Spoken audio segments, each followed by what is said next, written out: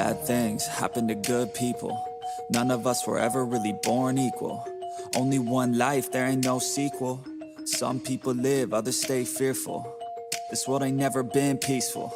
You got good, always butting heads against evil. The good try to be fair, but the bad lethal. They gon' fight dirty, every single one deceitful.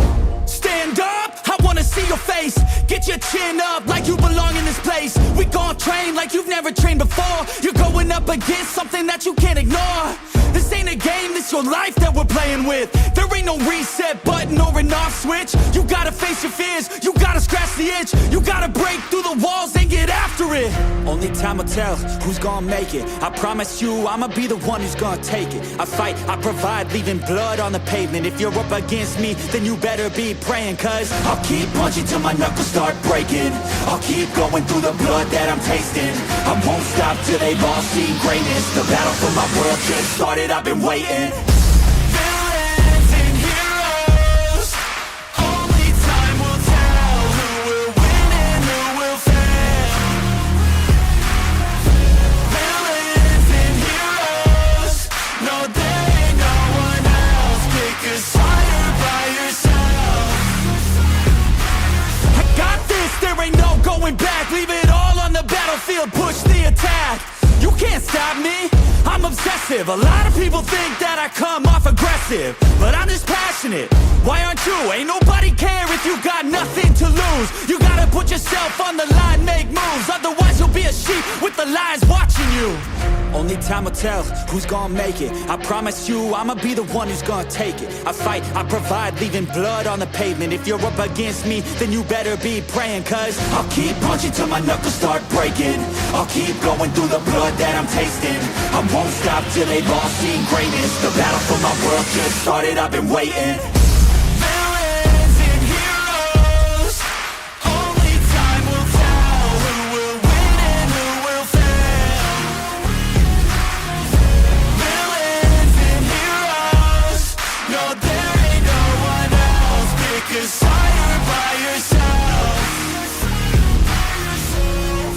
Today is the day, don't waste any time. Know it's time to make a change. Up in your mind, rearrange. Start thinking you're the hero headed out on your way. There's gonna be good times and bad times. That's alright, just stay on the line. Cause in life we all got a different mission, but the good guy always wins, that's a given. If you stay committed, you stay driven, you'll be looking down the barrel of completing your mission. Ignition, light the flame, get the fire and you listen. Take these words deep, cause this is real, ain't no fiction. You don't need drugs, help any prescription. Just persistence and energy can win any competition. So keep fighting, facing any opposition, and be the hero in a story you yourself have written. Villains and heroes, only time will tell who will win and who will fail. Villains and heroes, no there ain't no one else. Pick a side by yourself.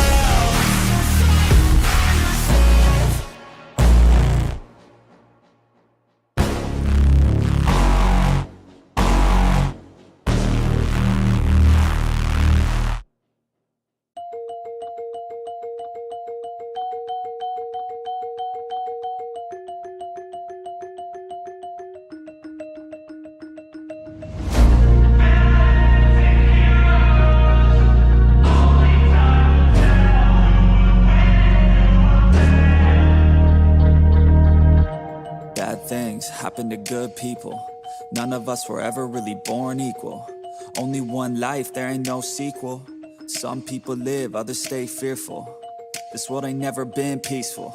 You got good, always butting heads against evil. The good try to be fair, but the bad lethal. They gon' fight dirty, every single one deceitful. Stand up, I wanna see your face. Get your chin up like you belong in this place. We gon' train like you've never trained before. You're going up against something that you can't ignore. This ain't a game, this your life that we're playing with. There ain't no reset button or an off switch. You gotta face your fears, you gotta... What's up, everybody? It's your boy Hectic Wendigo. I'm gonna continue modding. I kind of had fun, but I just needed to take a break. So I'm gonna be adding some of my boys' characters. Remember, it's Psy. If you want it, his shit will be in the description after the stream. I forgot to put it in there again. But, yeah, no, Psy. Some of these mods are his. Some of them are from another person who, in a way, has been excommunicated from the community. So I got some of his mods, too. So first, let's work on this. Put this on so we have some background noise, but let's get to going. So brought to you by Chime, the award-winning app and debit card that can save you money today. Come check us out at Flashback Weekend in Chicago, August 2nd to the 4th. Hope to see you there.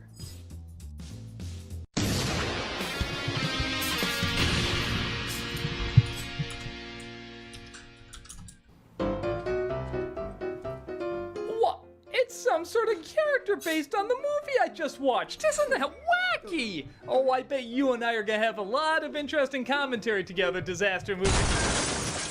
No, I don't think we're gonna do that. No. Wrong. Oh, what now? The chart says this isn't the proper commentary for the film. Therefore, we're taking over. Minions! What do they have to do with Disaster Movie? Furiosa! Oh, I see. You're gonna have her blow up because there's a ton of explosions in a literal bomb. Inside Out 2! But you didn't even do anything with it. You're just using characters from movies that just came out. In fact, they're not even characters. They're literal cheap cardboard cutouts. Watchers! Did anyone even see that movie? It came out, didn't it? That's your qualification? Not really. Taylor Swift! She's not even a movie star. She was in Cats. That's your qualification? Not really. Like a good neighbor. State Farm is here! You're just throwing in commercials now? Well, you've heard of them. But you're not saying anything about them, and when you do, it's not connecting to anything we're talking about. Well, somebody's cringe. And that's another thing. In trying to stay topical, you're ironically dating yourself. That's not true. Yes, arguably I've been dating myself for a long time. Oh, darling. So this satire doesn't connect to anything, uses only soon-to-be-dated references, says nothing about the material you're satirizing. Gonna get to the punchline already? One more. And on top of that, isn't insightful or funny.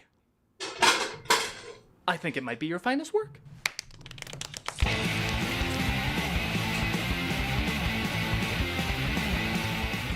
Hard to believe I've never actually sat down and watched all of a Freeberg and Seltzer movie. Or as some people have called them, a movie.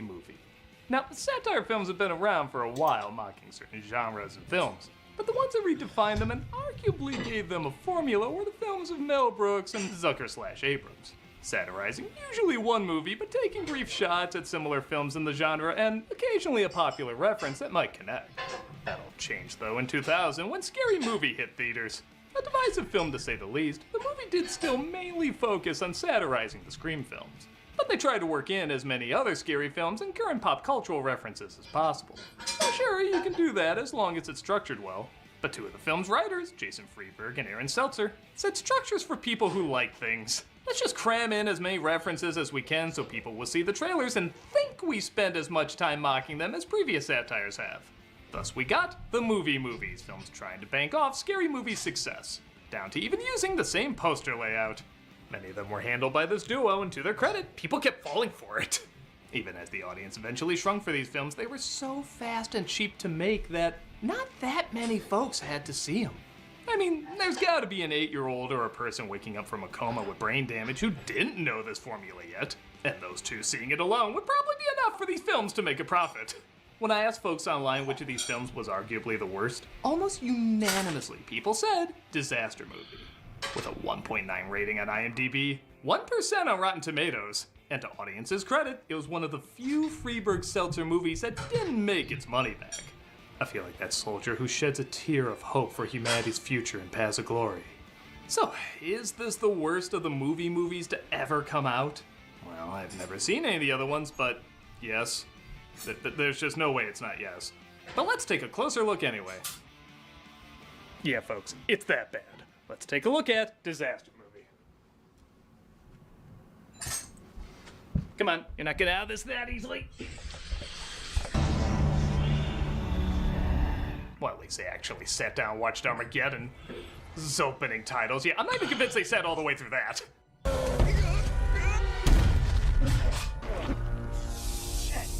Well, at least they're straightforward about what we're about to get. They open with a parody of 10,000 BC. Hot Shot Part 2's parody of American Gladiators. What's going on? You just got wolf. What? That is an official trademark that I am getting registered. It's a lot of stuff you gotta do, a lot of hoops you gotta jump through. Now, if you're like me and saying, wait, how does a show that was canceled 8 years earlier connect to 2008 references? Well, they brought it back briefly that year, even though it was also canceled that year. So sure, it's in. Gotta get on the internet. Gotta go to some stupid-ass website where you register a catchphrase. Yeah, dish out as many of those jokes as you can on this. Well, from 2008 American Gladiators, it's always gonna be a thing. Oh! They're so small anyway. From what, Wolf? From steroids. My God, do you think your audience is just Rayman trying to understand who's on first? Because actually not a bad guess.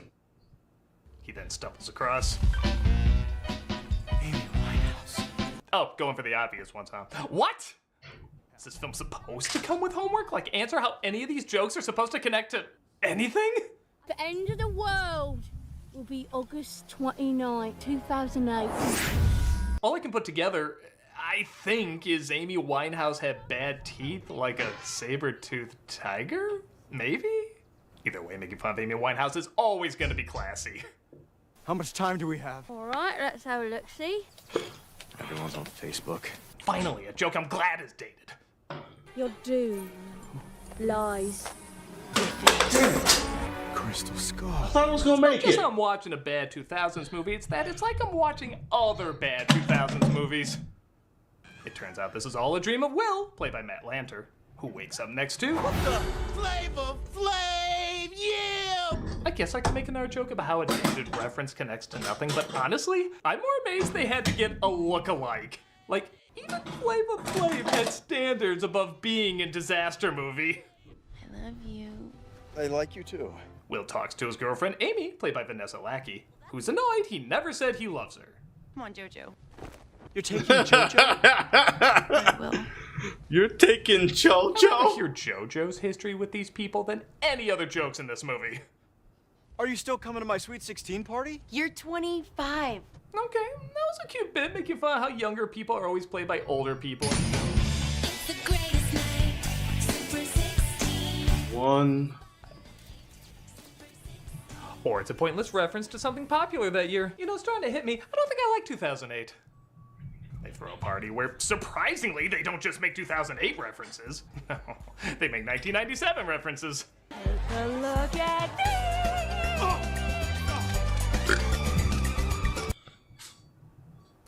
Now, there was supposed to be a movie in this disaster movie, right? Hello? Hello? Yes? Hey, Will, it's your buddy, Dr. Phil. Daniel Radcliffe. See, I can just list people too.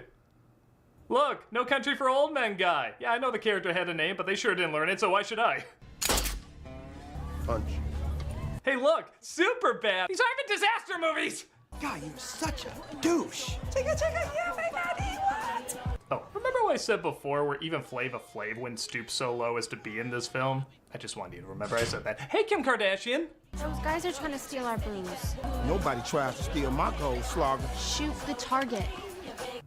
That escalated quickly. I wonder if it's just to make another joke work. Curve the bullet. Say what? Don't tell him what to do. He's my man. Nope, totally wrong. This joke doesn't work.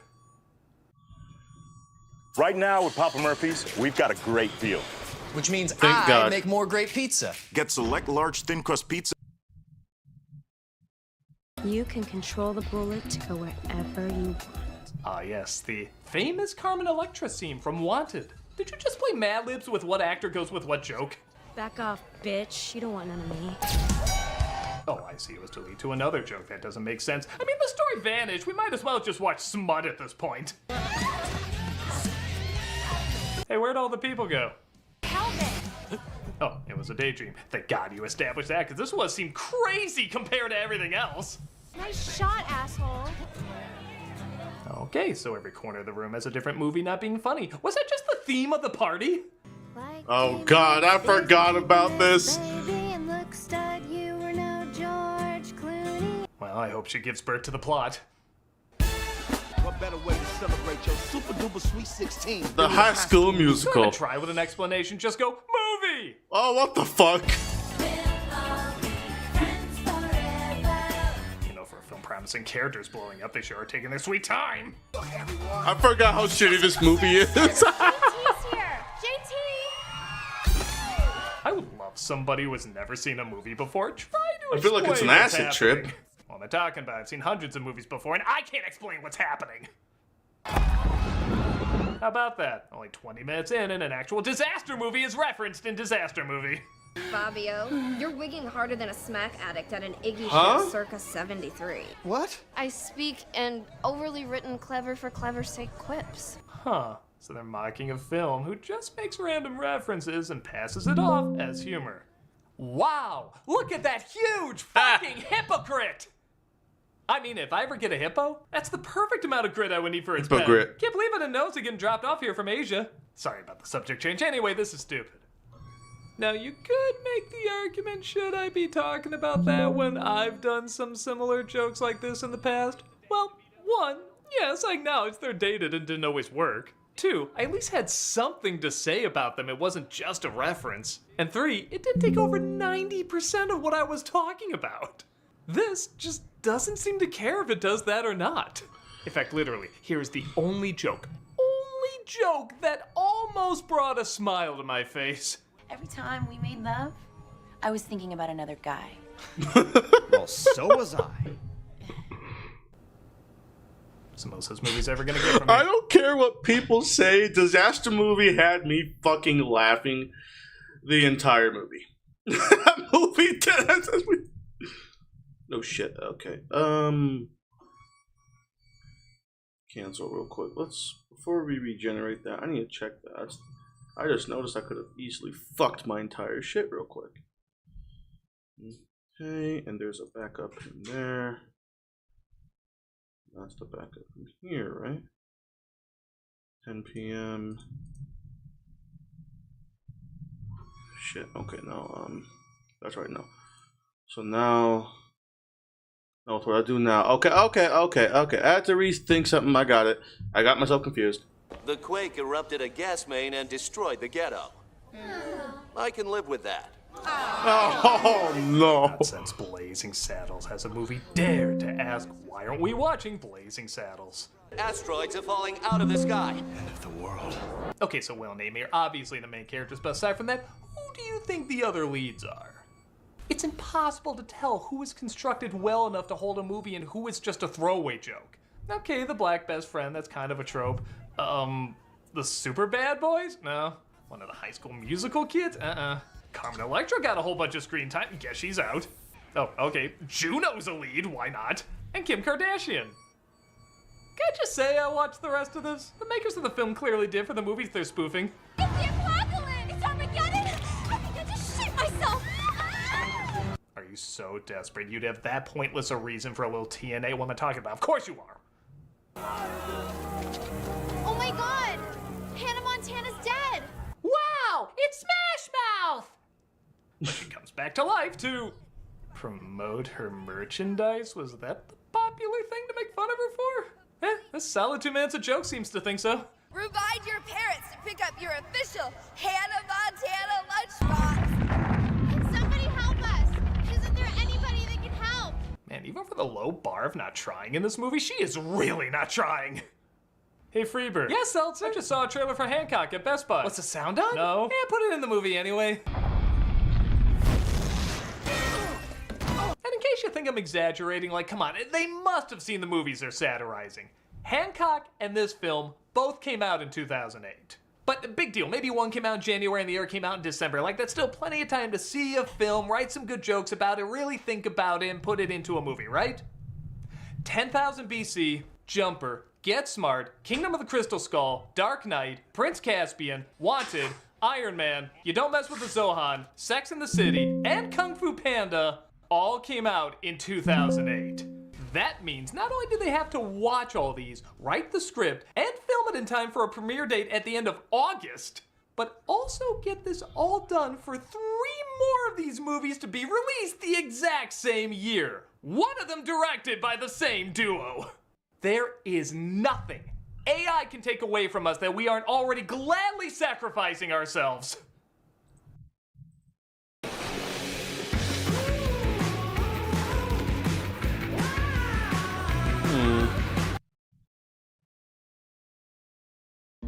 Ah, summer.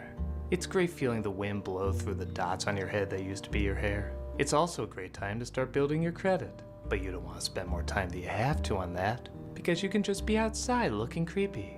And that's why there's the Chime Credit Builder Visa credit card. It has no annual fees.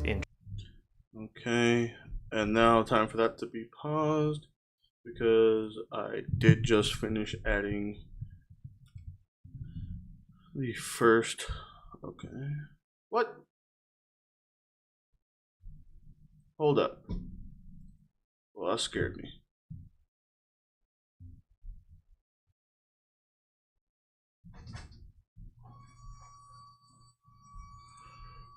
Okay. And then play. I'm eventually, in this stream, I'm going to start editing a new intro that I'll be able to put into here. And that should be good to go. Oh shit, let me actually get the game pulled up real quick. And then we'll just go to game capture. And then it's already playing. So actually, let's do game capture right here. So therefore, when it's done, I can just do that and go back to our stuff. Hi, honey. Turn on the AC a little bit, please. It's a little hot. There's only supposed to be one hot thing in here, and you're already here. Turn it off, please. Let me turn it on. I think I messed up on that one.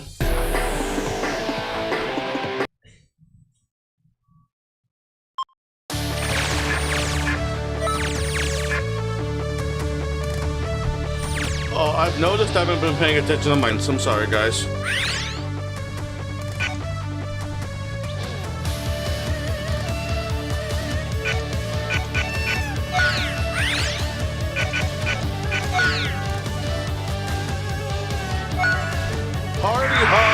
Side. Okay, so if I just installed this right, I should have installed it right here and here. I know yours had custom too, but I did it on one because I was too lazy to remember which one was which. So, yep. That's my fiance. That's not a monster. You're gonna get your ass beat, side. That's on you.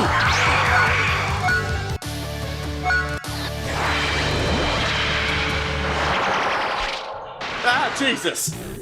God, Side, she's gonna eat me. It's on you.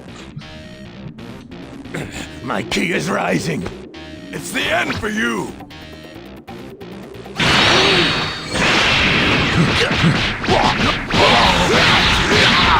Yeah.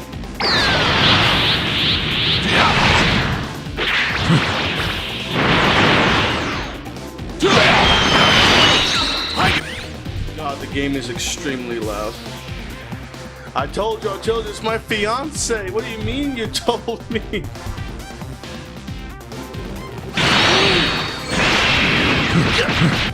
Okay, so the game's just loud in my ear. Okay, good. Just have to make sure. Well, it's my fiance. Like, uh-oh. Sai, you're in trouble.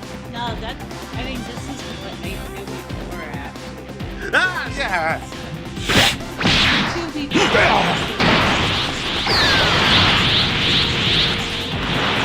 I don't know how to ride properly.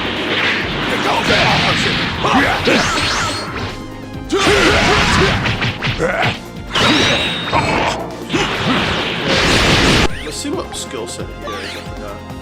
Yeah, okay. Oh, come here. Stinky bitch.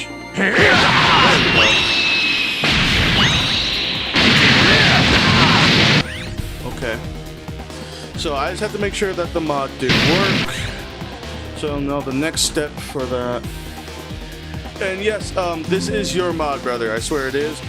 But I might be doing something a bit different where I'm using your mod for 2 of Broly's transformations and using someone else's mod for the final transformation.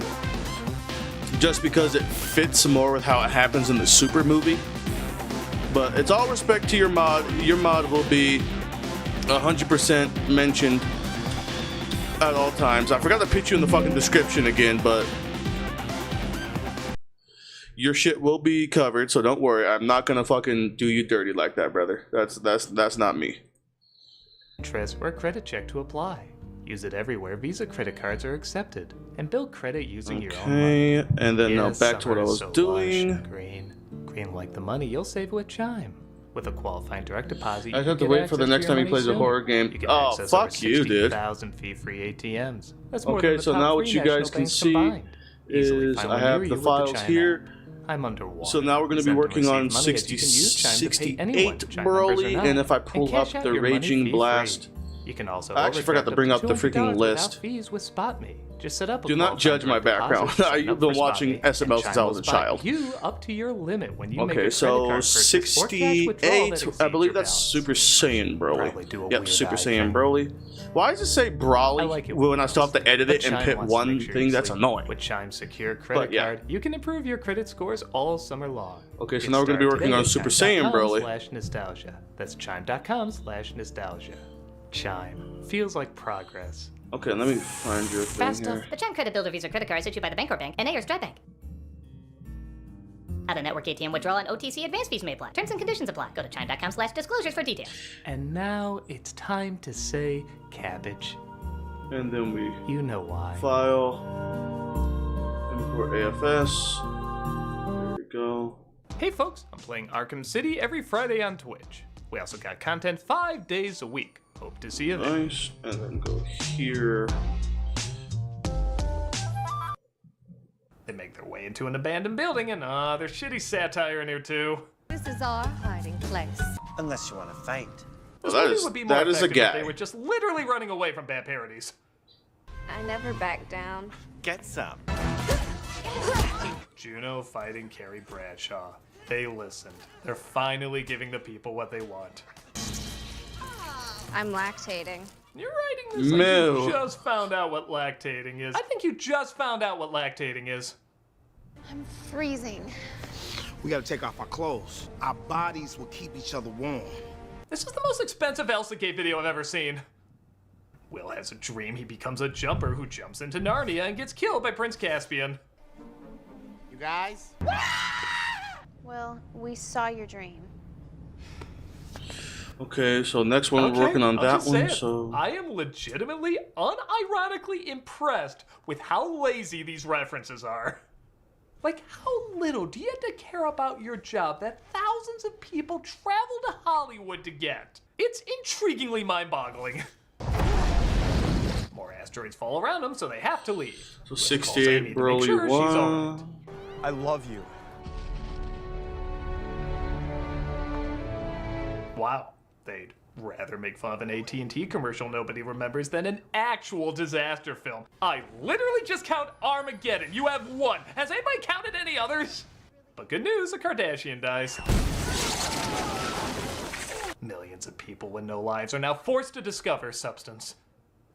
So I will admit, there's at least an idea of a joke in this character from Enchanted not being a princess, but just really being a crazy crackhead. Actually, I'm just a demented homeless chick who lives in the sewers. How'd you end up there? Drugs. But there's just one problem, we're still in disaster movie. You ready to step up? You mean like the first Step Up movie where the Huff Street dance? No! When Naked Gun is saying, wow, we really were in the heat of the night of our day, weren't we? Okay, Twister. Or Sharknado, I don't care. We can say we have more than one disaster flick in this. Is there anyone that can save us? We need a hero. Or 20 to fill up our running time. Yeah, that's pretty much the next few minutes. Superheroes in their dollar store costumes show up and then go away. Whatever. Like, I'm carrying a lot of baggage. I didn't need that, man. Man, let's really think about this. They had to poorly overdub that line because what was there originally, according to them, was bad. What the hell did he originally say to have that be the better replacement? Mussolini deserved another shot. Bye.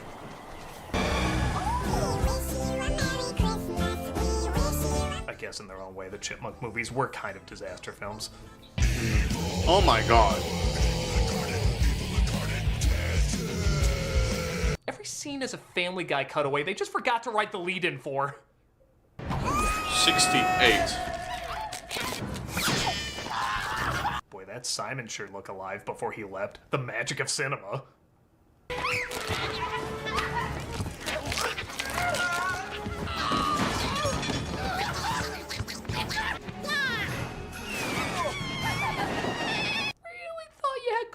chipmunk routine, huh? Not even joking, they go 5 minutes with them throwing these damn puppets. I guess I could be upset, but I have to remind myself when one joke ends, another begins. But I do have this terrible headache. Head on. Apply directly to the forehead. Okay, so here's an example of what the scene is trying to do. In Young Frankenstein, Victor has to travel to Transylvania and he has to take a train. When he finally gets to the station, he asks the boy, is this the station? And the boy says, Yeah, track 29. Oh, can I give you a shine? No thanks. This is a reference to a song people knew at the time called the Chattanooga Choo Choo. Honestly, a lot of people still know it today. It's not a great joke, but it makes sense. He's traveling from one place to another, the plot demands it, so here's a cute joke that connects to that. Not only does this character have no reason to be here, there's mostly no reason for these characters to be doing anything or going anywhere or bumping into whoever they bump into. But the only reason they say she has a headache is so they can cut to this random commercial. This reference isn't great, but it does connect to a few things. This reference is awful, and it connects to nothing. It's just something you heard of. So audiences filled with people you love to spend time with can get together and say, yeah, get it? Because you saw it! Funny! Hey, whoever cooked the tick? You leaving too, Batman? Shit. Yes. Yeah. I'm leaving. Okay? I don't want to die. I'm not expecting much disaster movie. Clearly nobody is, but at the very bare minimum, I'm expecting something that looks at least a little better than what we could put together. Did you drop it in a tar pit? What is going on here? This movie had me dying when I was younger, dude. Like, I genuinely enjoyed that game. I mean, that movie, bro. Like, I genuinely found it fucking hilarious. I do not care what people say. I found that movie funny. Like, some people call me weird for liking these movies, but I find them genuinely fucking hilarious. Every single one of those movies, I genuinely enjoy the shit out of. No matter how shitty they can be, I genuinely enjoy those movies. And then Z-Pack, S-Pack, oh wait, that's V-Pack. That's the VRAM. Okay, yep, that's VRAM. Perfect. Perfect. Then we go here. Woman one time tell me I was the top 4 best lovers she's ever had. That's a true story. Man, even with these references connecting to nothing, you're somehow finding a way to connect it even more to nothing. I'm not even able to say what's going on. There's literally no situations, just references to other movies. I am Beowulf. Indiana Jones? Hell no, Kung Fu Panda. What's happening? All dogs You go to come heaven. didn't I? That shit had me laughing. I can literally go to a birthday character's agency and find a Kung Fu Panda costume that looks better than that. Most that look better than that. Wait, Harrison Ford's not a little black guy? This film's saying what we're all thinking. Thanks, son. That's right. I'm your father. Sure! Whoa! I'm gonna make it. In all honesty, I'd rather watch this than Crystal Skull. No, if I have to say I'd watch Crystal Skull over something else. Damn you, movie! They get the Crystal Skull back to its rightful place and the world is saved. At least that's what the wiki said. I am actively trying to repress this movie even as I watch it. I am the Guru Shitka. Do you take Amy to be your donut of love that you'll fill with cream every day? And the Love Guru. That's it. You did it. That's literally every film ever made referenced in this movie. Ha ha, I tell a lie. It's every film but disaster films. The grand total of that is still 2. No, really, how did you do that? Even if you didn't call it disaster movie, by accident you get like 4 in there. And what timeless reference that clearly ties into everything we just saw closes us out. I'm f***ing Matt Damon. You're f***ing Matt Damon? Whoa. Not even kidding. They were so convinced that they had something so clever that the audience would just be laughing so hard for so long about that they have the whole cast sing it. This shit had me laughing a little bit, I'm not gonna lie. You need to drag out the film's running time? It doesn't matter. The film's only an hour and 15 minutes long, yet it feels like 15 hours and 1 minute long. It should be outlawed as a war crime. Will never forgive you. And that should not be released on your worst enemy. Yeah, okay. Everyone's right. This was pretty abysmal.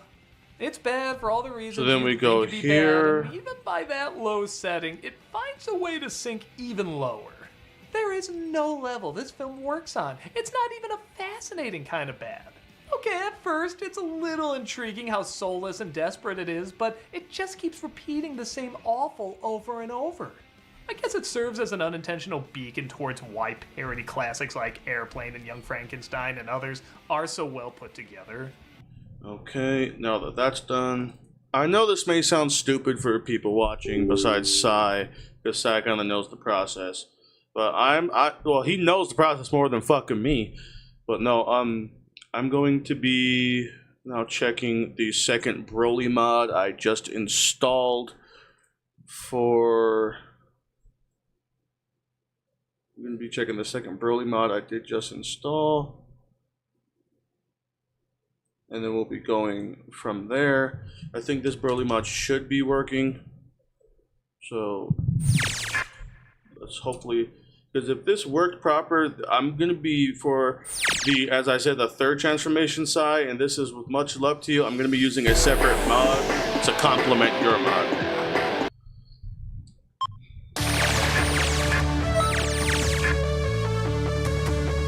My God. Doing blow and taking groupies, my God, that is just dark.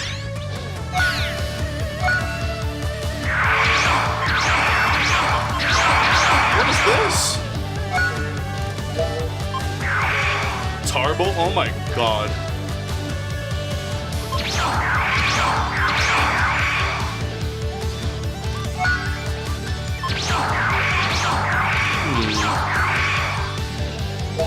I have an idea for that. I have an idea for Super Boo I'm gonna try next after this. Okay, so I just did Broly.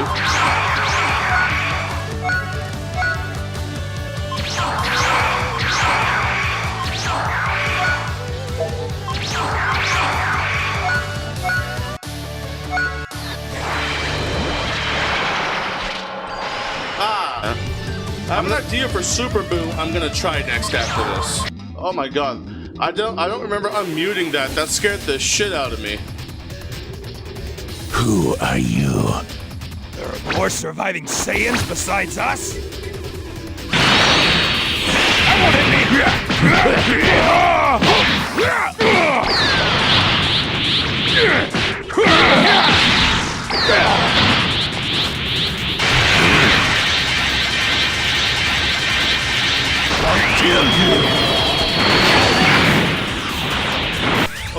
Okay, so this is his Berserker mode, I believe. So this is supposed to be his Super Saiyan. I want him here!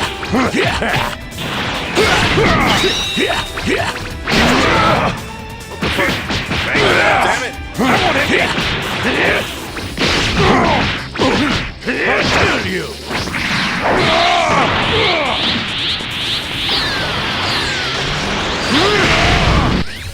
Okay, I do have an idea, because this is technically, if I remember correctly from the movie, that technically is his Super Saiyan. So that's where I'm going to go to the next mod of this shit and get that started. Let's do this and then put that back up right here. And yep, that's about right. Let's continue. They do have an understanding of what they're satirizing, and they use that understanding to form an attitude that says something funny about the material. As I pointed out earlier, though, how can you form an attitude around a movie you haven't even seen? You can't, so this film doesn't. If this is the bottom of the barrel, then I say the barrel should be burned down, and the ground sowed with salt. Heinous. Critic, I have another idea for how we No, can... no, it's not worth it. What? The movie's not worth it. It's not worth any of this. So, do you just want to stop? Yeah.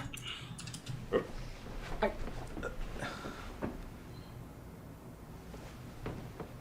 wouldn't happen to be working on a movie script. Hell no, Kung Fu Panda!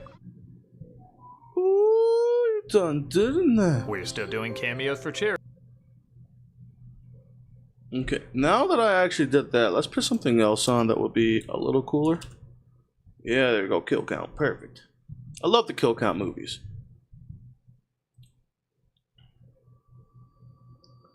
These photos were taken before I made the final edit. In game, Doctor, hope you like it. Future, other forms of him. Broly, pit brace, Broly for Akari. If you want, you need to remove if you're gonna put it in the Super Saiyan slot. I'm good. I'm pretty sure he had more Broly than just this. For some reason I thought there was more. Let's check size. See, I do want full 4 Broly like that, but I want him shirtless like the movie. And that's what I'm going to be doing. Ooh, Power Pole Goku. Nice. Super Saiyan Aura fixed. Oh, nice. It's just Goku. That's the one I'm looking for, actually. I wanted to put Nappa in there. But I have to make sure I'm writing... Hey, babe, could you find my work shirt? There is a little pamphlet in there. I'm using to write notes down. Could you get that for me so I can put who I've modded in here, please? Wait, didn't I just download something like that earlier? I did. Yep, download. I should find my download manager.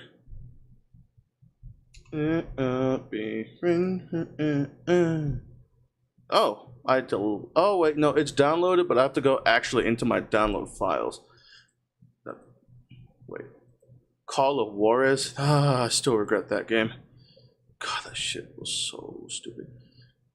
And I did get the Legends model dump so I could eventually try to import a character. That's a whole nother thing I'm going to talk to you about later, Sai. Because you're going to have to teach me how to do that too. Okay, so I don't need any of these. I'm pretty sure I downloaded somebody's earlier. Jason Voorhees. I don't know why that's there actually. Soprano. I need to play that. Super Drago. I wanted to play that. That was an arcade game. I never got to work on computer. It just did not work right. Okay. Up there. Nope. That's not it. And then there it is right here. Okay. For some reason, I didn't know that was not there, so let's just put this thing here and mods for... Actually, I have an idea. Let me do something real quick. Let me take this, and then also pin that to quick access. I don't always have to freaking go through all that shit. And then put character mod in there, and then close that out. So I'm going to need that, because that is what I'm going to put in the third part of... what's it called? Of the you know what I'm talking about. I'm fucking stuttering like a motherfucker right now. But let's get back to a new one. Let's see, kill count. Man, if I would not get freaking if I would not get genre for a lot of people who might tell. If I would not get in trouble for playing a whole ass movie on here, I would, but I don't feel like getting in trouble. Five Nights at Freddy, Dark Day. I subscribed to Kill Count. Oh, such a good movie. I literally have the 13 Ghost symbol tattooed on my arm. For a lot. That's how much I love this movie. Oh, and my final tattoo of the sleeve that's going to be filling up right here, and some filler. It's getting done. Hell yeah. Late Night with the Devil. Let's do something that nobody will be too upset if I watch. I'm not trying to have you guys watch something that you guys probably want to see. Kill counts by franchise, huh? Carry Child's Play 17? Holy shit. Oh, the leprechaun. I thought there was only 8 of these movies. Wait, unless he did the recounts on some of them. Didn't he do the 2010 also? Oh, some of these are old too. Ooh. You know, there it is right here. Yep. Fuck it. Welcome to the Kill Count, where we tally up the victims in all our favorite horror movies. I'm James A. Janice, and today, my friends, today is a very special day, because we're looking at A Nightmare on Elm Street, the 1984 monster written and directed by Wes Craven that gave the world Freddy Krueger. Throughout the years, Fred Krueger and his sweater-wearing, finger-knife-tearing, dreaming parent self has become one of the most recognizable figures in all of pop culture. And it's not surprising, given the franchise's run of 9 films, including a crossover and a reboot, 2 seasons of the TV show Freddy's Nightmares, a video game of his own, as well as a character in many others, and all other sorts of appearances in pop culture. But the other thing that makes the Springwood slasher so memorable is that he's not just a guy in a mask played by mostly interchangeable actors. Freddy is given life and a huge personality by the classically trained Robert Englund, who portrayed the character in every film appearance until the remake. Although the series would eventually spiral out of control with a messy mythos and a completely cartoon-like Freddy, none of that can take away from the stunning accomplishment that is Wes Craven's A Nightmare on Elm Street. With all that in mind, let us begin this journey and get to the kills. 69. The movie begins with some picture-in-picture shots of a dude hard at work. What you got there, disembodied hands? A couple of knife blades, an old leather glove? Well, you make do with what you have, and voila, we've got the finger knife glove, the most iconic murder weapon in horror history. Title card on Elm Street. Right off the bat, we're in a dream, which is pretty obvious since nightgowns aren't your usual boiler room apparel. Also, there's a sheet. Our ill-dressed protagonist is Tina Gray, and she's being tormented by a feller wearing those Pinterest murder gloves. Better run as fast as you can, Tina. No, like run, for real, like really run. What are you doing? Right when it looks like she's safe, her tormentor jumps up behind her, but then she wakes up from her dream. But wait a minute, how could that have just been a dream if her nightgown got torn like that? Tina grabs her crucifix for comfort as we're introduced to Springwood's newest sensation, the Jump Rope Girls, in their glossy premiere music video.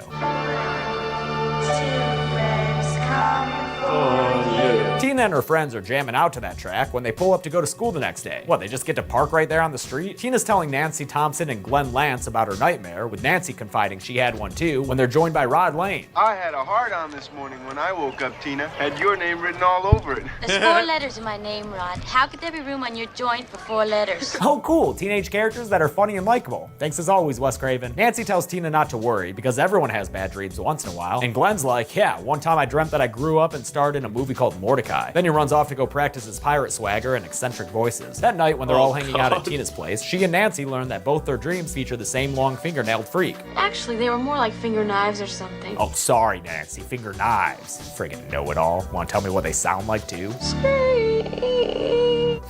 Glenn's skeptical that they dreamt of the same dude, but then they hear that scree coming from out back. They go outside and Glenn makes the least threatening threat I've ever heard. I'm gonna punch out your ugly lights, whoever you are. And then gets friggin' sacked by Rod, who's there to bang girls and style his pompadour. And he's all out of pomade. So what's going on here, an orgy or something? Rod the type of guy to make screeching noises with a garden tool and pull a fucking switchblade on another dude, but Tina's still down to bone him anyway. Glenn tries to get in on the action too, but Nancy ain't having it, cause she's a good girl. So he just has to lie there at night with his aching blue balls and listen to the loud ass moaning going on from upstairs, where Rod bangs the grammar out of Tina. Jungle Man, fix Jane. She wakes up later to some rocks hitting her window, and if the elastic wall over Nancy is any indication, it looks like Freddy's trying to pay a visit. Nancy covers that shit with the man JC in the first instance of a Catholic connection to Fred Krueger that'll strangely grow throughout the series. We're only 15 minutes into the movie, and we're already about to get one of the most infamous scenes of horror. Tina wanders outside to confront her dream man, and when she steps into an alley, a fedora shadow appears behind her. It's Freddy Krueger's first appearance, and it's dark and scary, and wait, what the fuck? Why does he look like Stretch Armstrong? No, seriously.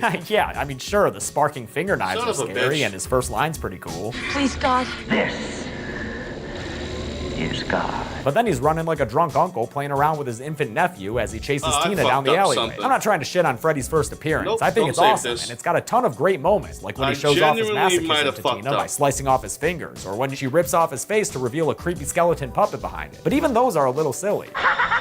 And I'm just pointing out that even from his first appearance, he's always had a little bit of goofiness to him. But unlike in later films, this Freddy's still scary as fuck. Rod wakes up to find Tina thrashing around and is unable to see Freddy murdering her when her chest erupts open with 4 slash marks. Then she starts levitating above the bed and her body smacks Rod across the room. In one of the best kills I've ever seen, Tina is slowly dragged up the wall of her room, which they accomplish by building a freaking rotating room and nailing down the furniture and cameras in place while they turned it. Tina winds up on the ceiling, reaching out to Rod for help as he screams her name, but there's nothing he can do. and she falls to the bed dead. An amazing first kill to start a franchise with. Glenn and Nancy bust in the room to find Tina dead on the floor and Rod nowhere to be found. So Nancy goes to the police station where her dad, Lieutenant Donald Thompson, is taking on the case. He and her mom Marge don't get along, but they do agree on the fact that Rod's the murderer, even after Nancy says the earlier fight Tina and Rod had wasn't that serious. Maybe you don't think murder is serious. Oh, what the fuck, Marge? Don't mind her. She's probably just drunk. No, for real. The next morning, she's boozing for breakfast. She tries to get Nancy to stay home from school, but Nancy, sleep deprived from staying up, would probably rather learn geometry than get her makeup melted off by her mom's vodka breath. On the way to school, Nancy's being followed by a cop and abducted by a greaser, which we call real soch of a day. Rod tells Nancy he's innocent, but before he can properly make a case, Lieutenant Thompson pops out and Rod winds up being arrested in the middle of the road. Pop Thompson turns to Nancy and is like, "Great bait, mate. Better get to school before you're late." In demonology class with her teacher Elise Rainier, Nancy has a hard time staying awake, even though the kid reading in front of the class is wearing the loudest shirt I've ever seen. But she eventually falls asleep, which gives us more fun dream stuff, like Tina in a bloody body bag saying "what up" to Nancy. When Nance follows her out into the hallway, we get another indelible image, the body bag being dragged away around the corner by an invisible force. Nancy runs to follow it, but she smacks into a hall monitor wearing a very familiar outfit. Where's your pass? Screw your pass.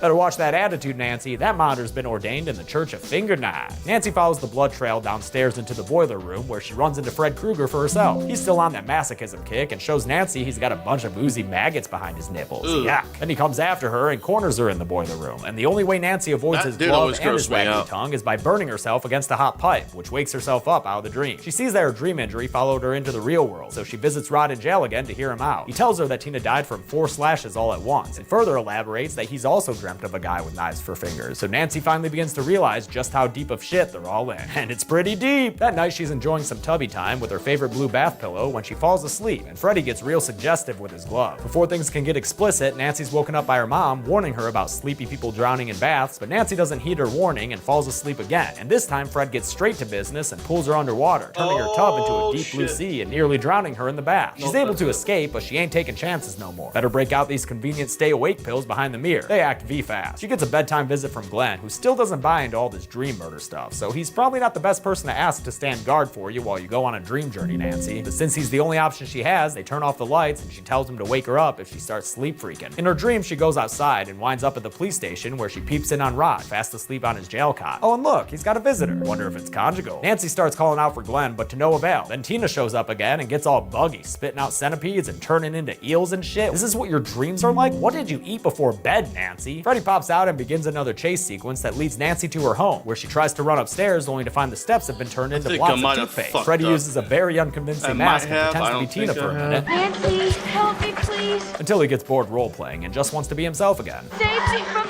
Freddy. Nancy finally gets upstairs only to find Glenn asleep, and when she tries to wake herself up in the mirror, she instead gets attacked by Freddy, who jumps through it and pins her down on the bed. They have a feathery pillow fight, which looks like lots of fun, but before Freddy can close the deal, Nancy's alarm clock goes off and wakes her up. She yells at Glenn because he had one job. You shit.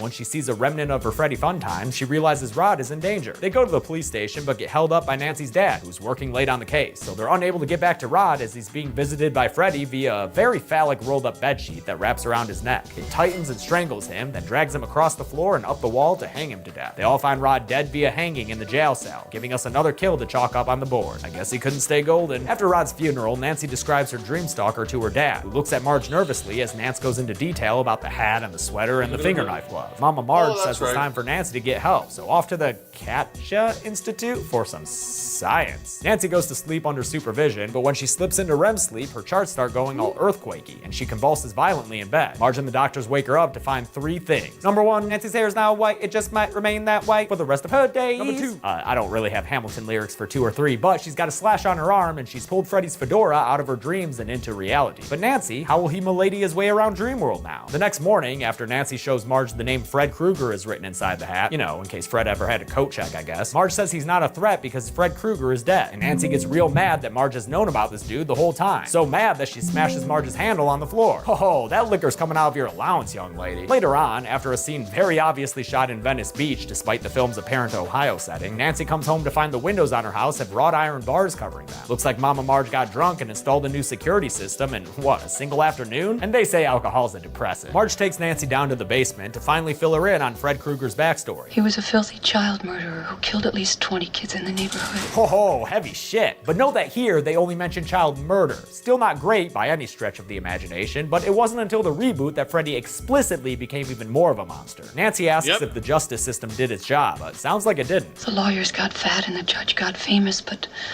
somebody forgot to sign the search warrant in the right place, and Krueger was free just like that. So Marge admits that the parents trapped Freddy in an old warehouse and burned the mother down with him inside, killing him in the fire and taking for a death trophy his finger knife glove. Nancy calls Glenn, who, oh yeah, lives across the street in a crop top paradise, and tells him who Freddy is and how she plans to kill him. She's gonna grab him and pull him out of her dreams into the real world, and then I guess Glenn's supposed to do the dirty work? I grab the guy in my dream. You see me struggling, so you wake me up. We both come out, you whack the fucker, and we got him. I still wouldn't be trusting this dude after he fell asleep last time, but Nancy gives him another chance and says to meet her on the porch at midnight. Whatever you do, don't fall asleep.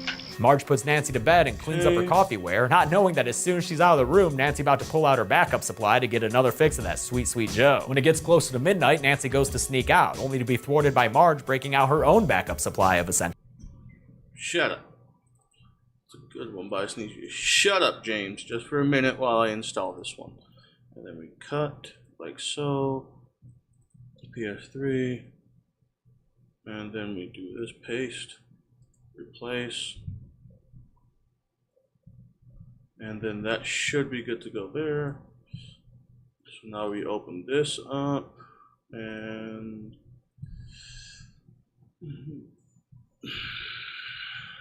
the third one should now be put in.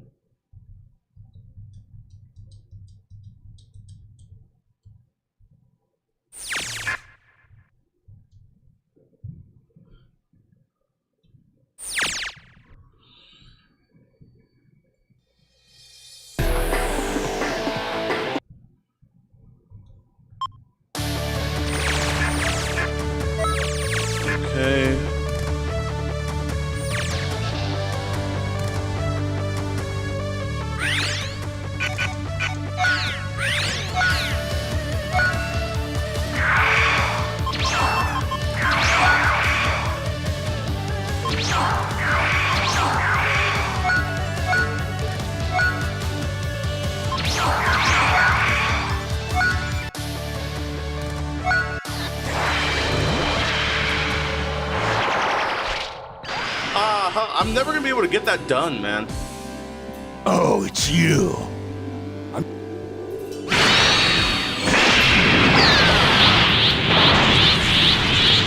So we're gonna test both transformations. So first, Super Saiyan. I'll kill you.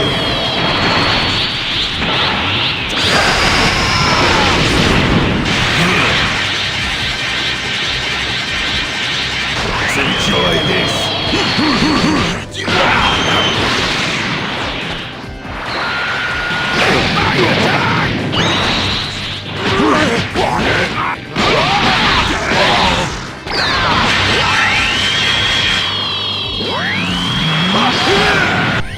Okay, that actually worked how I wanted it to.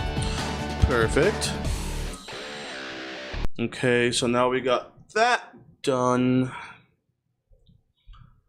Okay, so now that we got that done, I need to actually get a notepad. I'm gonna put my Be Right Back screen on real quick, guys. So I can go get a notepad so I can write this shit down. I'll be right back.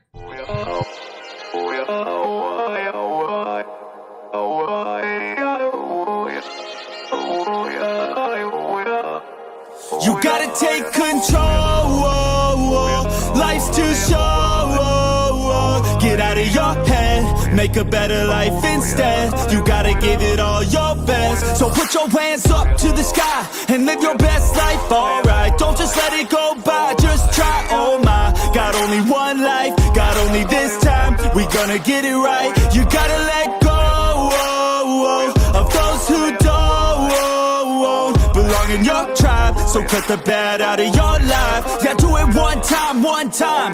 You gotta work till you're winning. Yeah, take control of the system. When you invest, it's addicting. No time to rest, let's go get it. Not gonna stop till I'm finished. Not gonna drop to my limits. Deep in my chest, I'm inhaling. Believe in testing and failing. You gotta flip everything in your mind. Take the limiting thoughts and turn them into your why. Prove to yourself you're worth it. You deserve it. Push past all the hurt and find your purpose. You gotta take control. Life's too short.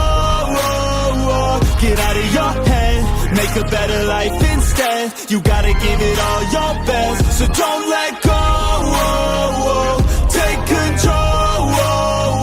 Get out of your head. Make a better life instead. You gotta give it all your best. Give it all your best. Hey, yo, never gonna stop, no way, no. Yelling out, hey, yo. Headed to the top on our way, yo.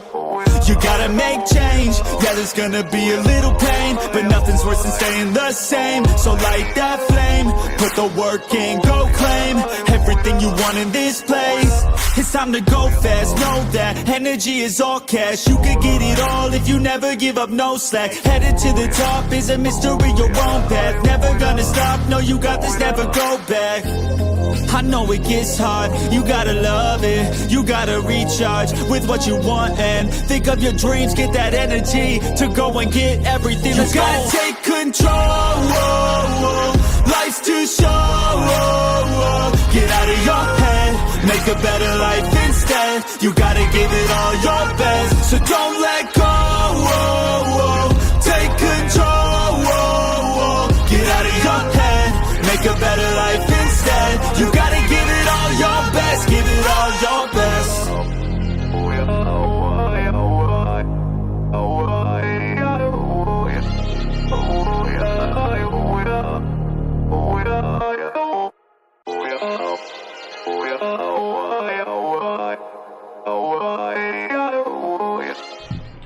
Alright, I'm back. So I'm gonna keep on playing this while I write that down real quick. She tries okay? to call Glenn, but that fucking fuck ass is falling asleep again. So Glenn's dad answers the phone and tells Nancy to leave them alone, then takes the phone off the ringer so she can't call back anymore. Nancy gets a call back though, only it's a horrible nail screeching noise that causes her to rip the phone line out of the wall. That doesn't stop the phone from ringing again though. Spooky. Better take that call, Nance. Must be pretty important. I'm your boyfriend now, Nancy. Aw, tongue on the first kiss, Fred. Slow that shit down. Nancy runs downstairs to find that she's been locked inside her own house by Marge, who's 2 sheets to the wind on the couch. Blah, blah. Then we finally get to see Glenn pay for never being able to stay the fuck awake when he gets sucked into his bed by Freddy's arm. His mattress turns into a straight up Serta sinkhole and then a gory geyser as it erupts with blood, covering the ceiling and the walls of Glenn's room with his innards. It's a fascinating kill that used the same upside down room that Tina's kill did, only this one got a little out of control, shocking some crew members with the electrified blood water and tilting the room off balance when the blood pooled to one side. Thus the even weirder imagery of all that blood sliding off at an angle. This kill is an absolute classic. After Nancy's dad gets to Glenn's house, she calls him and tells him that now it's his job to whack the fucker when she pulls him out of her dream. But he just gives her some half-assed assurance that he will, then sends his deputy outside to keep an eye on her house. Now it's time for a Home Alone sequence. I feel like the 80s went on a real kick with kids and teenagers setting booby traps all over their houses. Anyone ever see the Bizarre Little Monsters with Fred Savage? Same type of shit, man. Of course, Nancy's traps have a bit more of a your next edge to them. Before the fun and games begin, she puts Marge to bed, and they have a heart-to-heart where they mostly make up. Yeah, Marge, maybe put down the bottle of bed vodka, huh? Leave it for the morning. Hair of the dog and all. Nancy sets a couple of alarms and casts off to dreamland. She goes to her dream basement where the dream finger knives are missing. Then a dream door leads her to a dream boiler room because when you have this place as a shooting location, you might as well get a lot of use out of it. Freddy shows up and chases her, scaring her off a platform that lands her back in her front yard. Right before her alarm goes off though, he shows up again and she leaps on him to try to bring him back to her world. She wakes up in bed and it looks like nothing really happened. How do you explain that one, Nancy? I'm crazy after all. Yeah. Crazy like a fox. We get a great final girl sequence here, beginning with Nancy smashing a glass over Fred's head. The cop across the street ignores her pleas for help, so Fred finds the time to escape her room, only to get hit in the stomach with her sledgehammer trap, fall backwards down the stairs, and trip over a wire, igniting a lamp full of gunpowder. God damn, Freddy, you clumsy as hell in the real world. They wind up in the basement where Nancy douses Fred with gasoline and lights him on fire. And you wouldn't like Freddy when he's on fire, because he's about 20 pounds heavier in the face and it looks fucking weird. It's actually an amazing fire stunt performed by Tony Cesare, who did stunts in The Thing Sing, and played Ghostface in the first 2 Screams. Dude tumbles down the stairs while on fire, then begins to climb up them again, all of which was done in a single take. That's some Kane Hodder level stunt work, son. The cops finally take the screaming teenage girl seriously when they see her friggin' house is on fire, but if those burning footsteps are any indication, it looks like Freddy's escaped the basement and gone upstairs to go after Marge. Nancy walks in to find a flaming Freddy straddling her mother, and after Donald rushes in and puts out the fire with a sheet, they pull it back to find Marge's charred corpse floating over an eerie abyss. It sinks down into nothingness, and her death concludes with the bed returning to normal. Now do you believe me? Yeah, you kinda owe your daughter for life for this one, Lieutenant. Nancy sends her dad downstairs because she knows she's gotta finish this shit. She turns her back to the bed and allows Freddy to rise up from it, tearing his way out of the sheets like an impatient, murdery newborn. But she tells him that it's too late for him to get her, and that the whole thing is just a dream. I take back every bit of energy I gave you. Quite a gamble. Let's see if it pays off. And it does! Wow, unexpected static effects there. She walks out of the bedroom and right onto her front porch, where it's a sunny day and her mom hasn't yet been barbecued. Good deal. Oh, and look, all her friends are alive too. Wow, Nance, you made out like a bandit with this ending. Should I take back all those kills from the count? Eh, not so fast, first timers, because it looks like Glenn is driving a Fredsmobile, and it don't want that top down at all. To be honest, this whole end tag scene is kind of a senseless mess that was only tacked on due to producer Bob Shaye's insistence. Wes Craven was not a fan of watching a possessed car drive off with his heroine screaming. Even worse is what happens after Marge sees the Jump Rope Girls singing their one-hit wonder. Watch this mannequin in just a second. Oh god, it looks so bad. One last time in slow motion. Oof. Kind of a crap ending to stick on one of the greatest horror movies of all time, but you know what? It doesn't negate the kills. So let's see how many we've got at the numbers. 4 people died in the original Nightmare on Elm Street, which is low, but surprisingly not the lowest in the series. Of the victims, 2 were men and 2 were women, making Freddy a certified equal opportunity murderer. With a runtime of 91 minutes, that comes out to a kill on average every 22.75 minutes. I'll give the Golden Chainsaw for coolest kill to Glenn. It was tough between his and Tina's death since they're both absolutely incredible, but this one might have just won out because of the accidental slide all the blood does at the end. It just looks so damn cool. Dalmache for lamest death goes to Rod. It's a fine kill, but compared to the other 3, it's the least memorable. And that's it. Nightmare on Elm Street was released in 1984 and single-handedly launched New Line Cinema into the big leagues of production companies. It also spawned a whole bunch of sequels, and we'll cover the first one, Freddy's Revenge, next Friday. Until then, I'm James A. Janice. This has been the Kill Count. Thanks a lot for watching my Kill Count for A Nightmare on Elm Street. I want to thank a couple of my patrons like Patrick Janeway and Stefan Kalinowski. Due to me making a request too late, I had to settle for this plastic finger knife glove for this first video, but I have like an exact replica coming in the mail from razorgloves.com. Special thanks to Chris who is sending it my way, and I will be featuring the hell out of it in these videos. I'm also just really excited for this series. I hope you are too.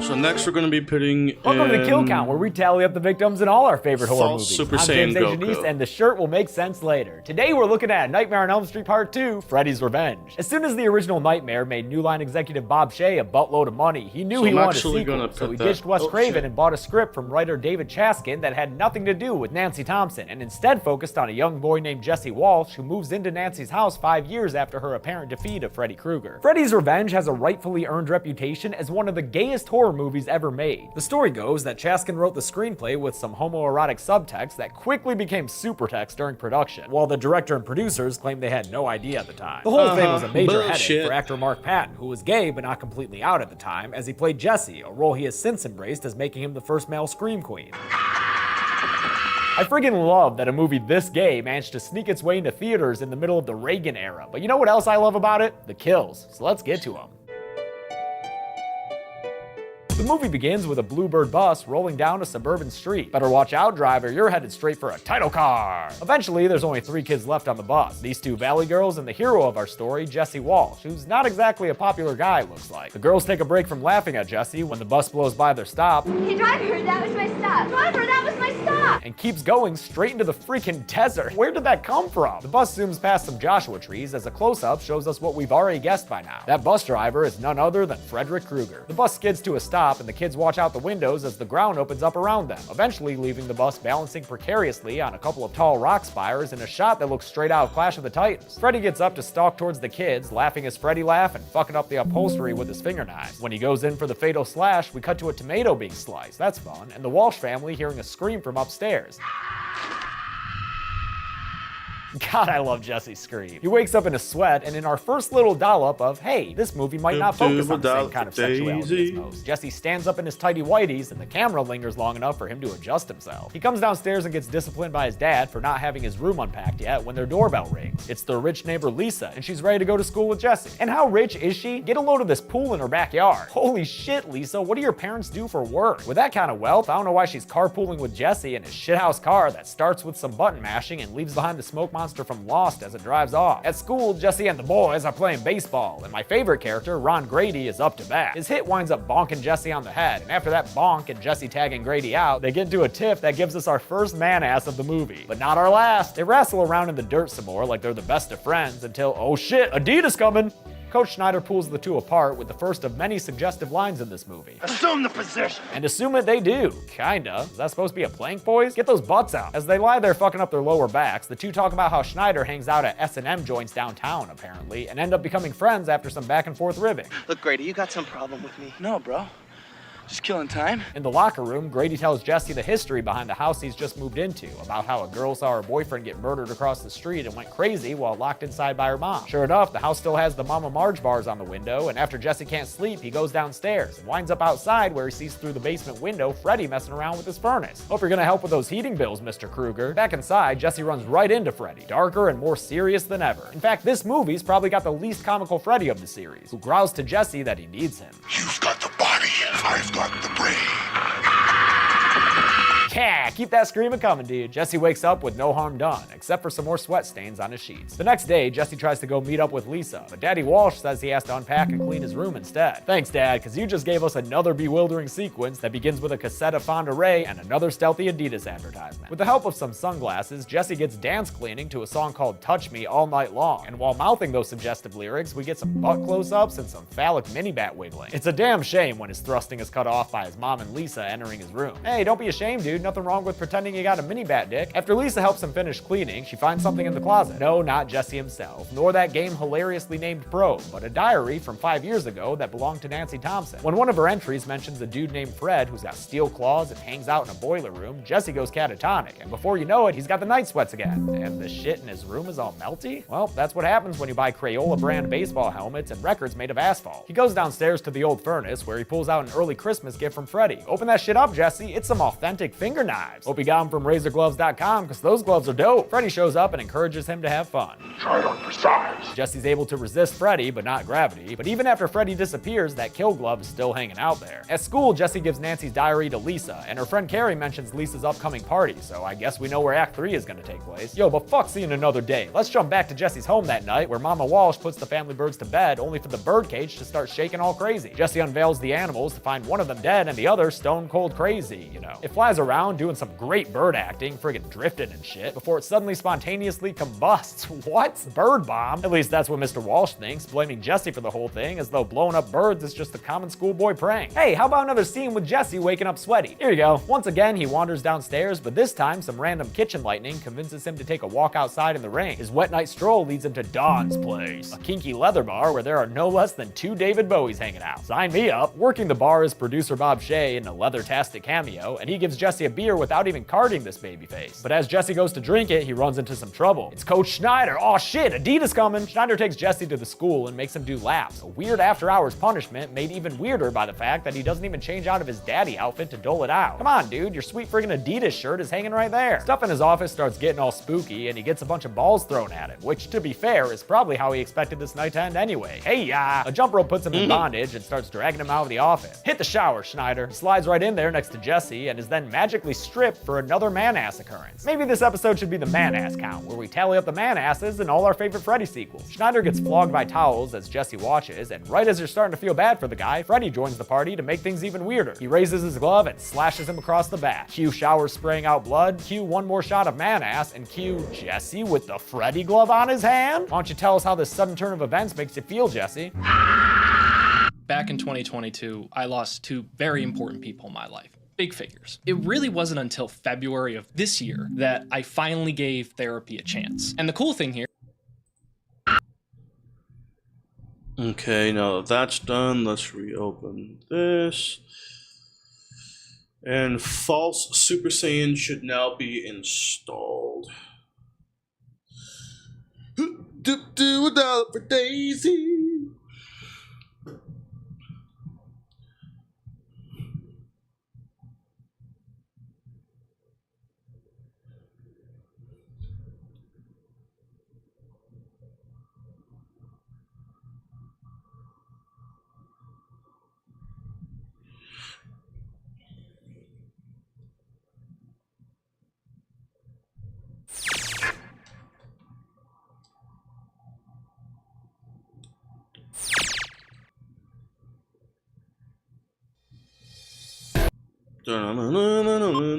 Johnny Test.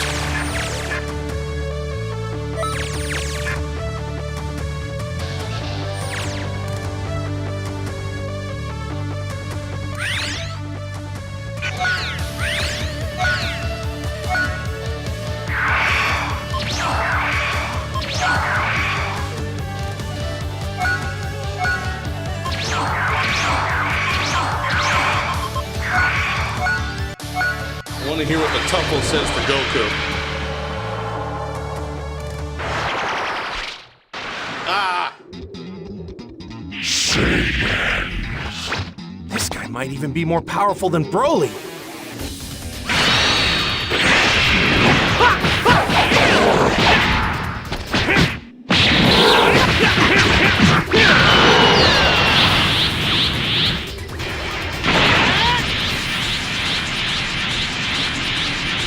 Hurry up and take you down.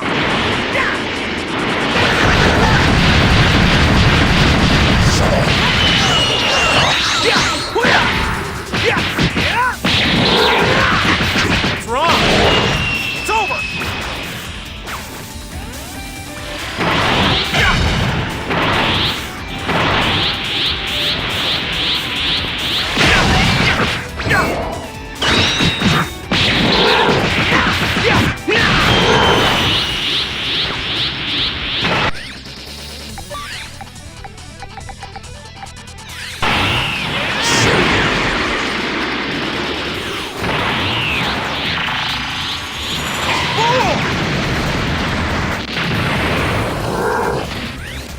Okay.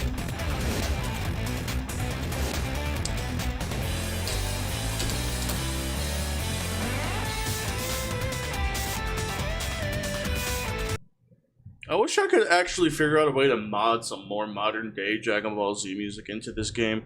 This game would be so cool if I could do that. I know there's a way to do it, but there's no real tutorials for it yet, so I have to kind of wait on that. No lie, baby, bye, bye, bye, bye, bye. Okay, now back to this. Normally after a scene like this, the protagonist wakes up in bed, but instead Jesse's parents answer the door to find him in the middle of a Springwood PD sandwich. The cops say they found him outside wandering around naked, and his parents are pretty concerned, thinking he's taken some serious drugs. But the only thing Jesse's on is Special K, and that K is for Kruger. The next day, there's a bunch of cops at school, and Grady tells Jesse that Coach Schneider was found dead in the showers. But instead of seeing Jesse go through another day, why don't we cut straight to the chase and get more shots of him sweating in bed? Yeah, that's pretty good. Oh, and could you just tilt straight down to his junk? Perfect. And for any straight guys complaining about how this is super gay, which it totally is, just think about how every other movie shoots the female characters like this. You can live with one movie catering to the ladies and gay dudes. It's okay. It ain't gonna hurt you. Jesse opens his desk drawer to find a very active finger knife glove inside, and then he hears Freddy's voice inside his head. Kill. He goes into his sister's room where he finds her practicing to audition for the Jump Rope Girls.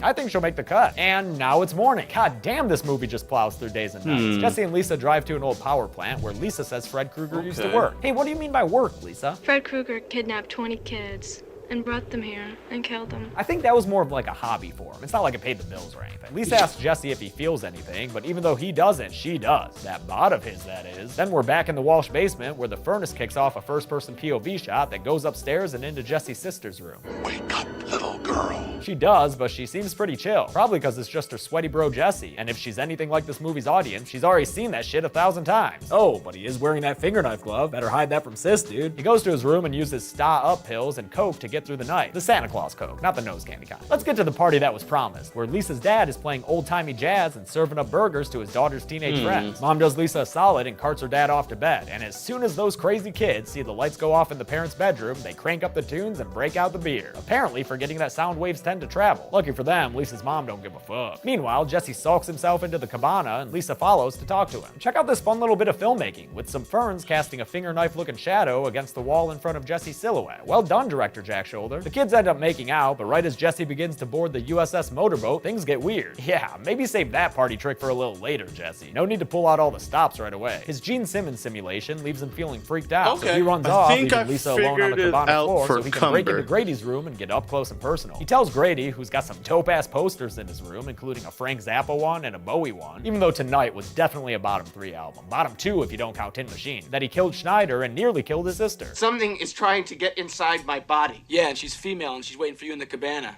You want to sleep with me. But their lover's quarrel dies down, and Jesse puts Grady on Glenn detail, telling him to wake him up if it looks like things are going wrong. But let's be real, man. It's 1985, there ain't no Reddit to browse or Netflix to watch, and at this time of night, ain't shit on TV. So what's a young Grady supposed to do to stay awake? Yeah, he doesn't know either, so he pulls a Glenn and goes to sleep. Jesse wakes up, which wakes up Grady, and although it looks like Jesse just has some indigestion, it's actually way worse than anything Pepto-Bismol can solve. He's got nails growing out of his fingers, and his whole friggin' arm is erupting into nastiness. Ew! Grady pounds on the door to get out, but I spy with my back of throat eye something that tells me Grady gon' die. It's Freddy's freaking face coming out of Jesse's torso like it's a bedroom wall without a crucifix. Yo, Jesse, how about giving the guy some air? Thank you, that's more like it. Freddy climbs out of his Jesse shell and stretches, because living inside a teenage boy that long will give you such a crick in the neck. Freddy, true to part 2's darker focus on terror, cracks no jokes as he grabs Grady by the throat and raises him against the door. Next thing you know, finger knives are busting out the other side and Grady's spitting up blood. The stabbing takes place just below screen, but it's still a cool way to shoot this kill, and we get the gore we're looking for when Grady's body slinks to the floor. Freddy waves at himself in the mirror, but wait a minute, he's not himself, he's Jesse. I bet seeing your friend dead like that makes you want to scream, huh, Jess?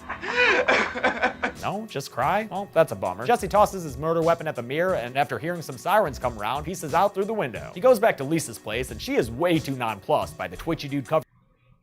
Okay, so Zarbon is 040 underscore Zarbon underscore 0. Okay, so that's the one that I want to copy for. It's the one I'm going to want to copy for my Broly files. Let's get that fixed real quick.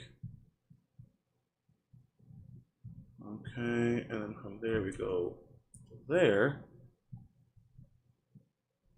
Okay, and then from there we just take everything. Nope. God fucking damn it. There we go. Then we copy that. Then we take this. Oh, son of a bitch. I accidentally copied the wrong thing.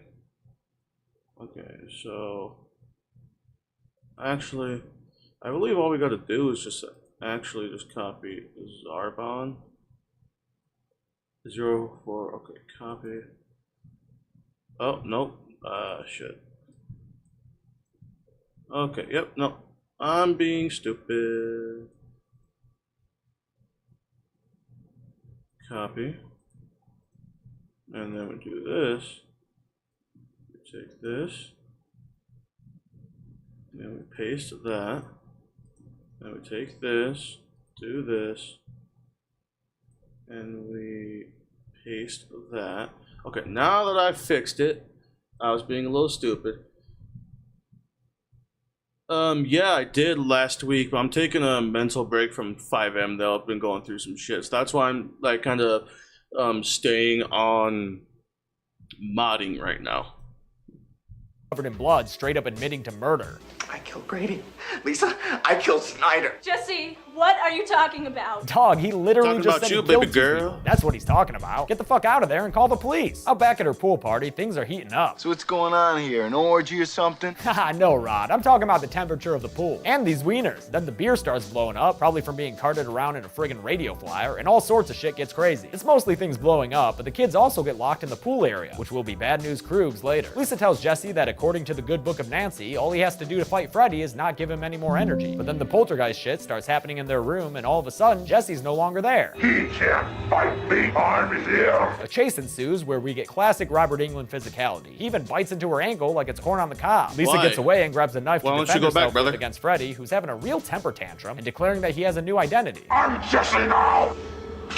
Also, Freddy's look varies slightly from movie to movie, and I kinda like how meaty and wet he looks in this one. He tells Lisa that killing him will kill Jesse too, and maybe that's why her stabs are so half-assed. He grabs her with his sausage fingers, and both his personalities get tender for a moment. I love you, Lisa. I love you, Lisa. But then he tosses her across the room and heads outside to kill some teens. Freddy's body count throughout the series is notoriously low, but if you ever want to watch him go on a killing spree, buckle up, because this is the one time he does it. He crashes through the door and disappears, only to re-emerge poolside, and goddamn, is it weird to watch Freddy among a whole group of people in the real world when he usually does his killing on an individual basis in the dream world. But let's not look a kill horse in the mouth, let's just count these boys up. First is a dude he corners against the fence and slashes in the face. Bam! Dude goes down. Another guy gets shocked by the fence, although he's okay. But when these 2 people fall into the boiling pool and then the pool catches on fire, yeah, I'm gonna count those 2. Fire's popping up everywhere, and although these people get away in time, I'm gonna say this chick, and yes, that's a lady, look at that boob right there, isn't so lucky since she falls into a spot that immediately goes up in flames. Another guy gets trampled and his neck audibly broken, so that makes 5 kills here, and then Stripey McStriperson runs gut first into some finger knives to bring Fred's kill streak up to 6. What is that, an airstrike? Freddy takes a breather, and you know what, maybe he's done for the night. At least this dude seems to think so, since he approaches Freddy like he's Jonathan Groff talking down a hostage situation. Just tell us what you want, all right? I'm here to help you. It doesn't go so well. Help yourself,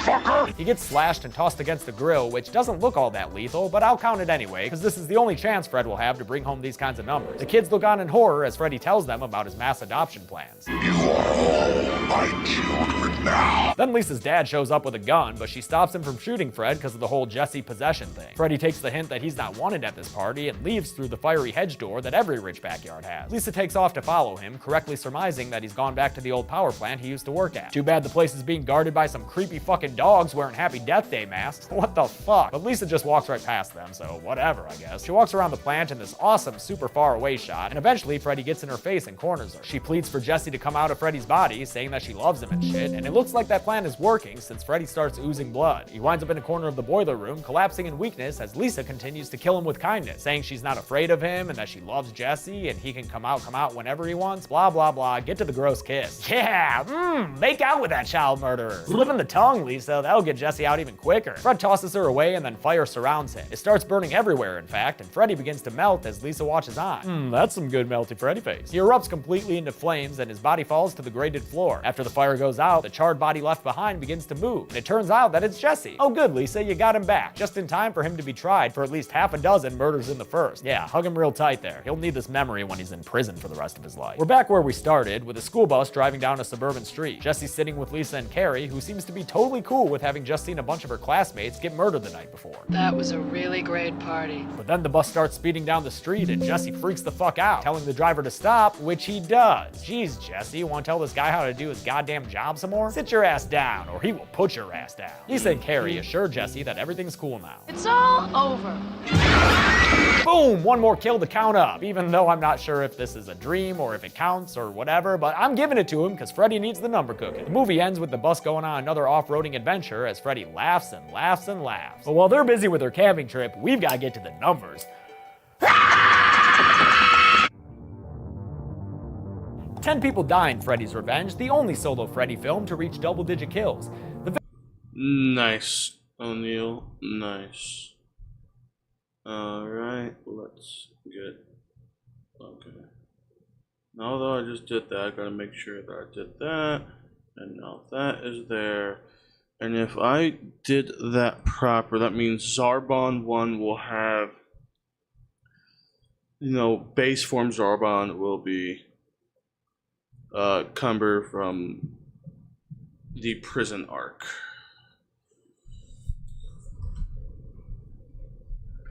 So base Zarbon will be base Cumber.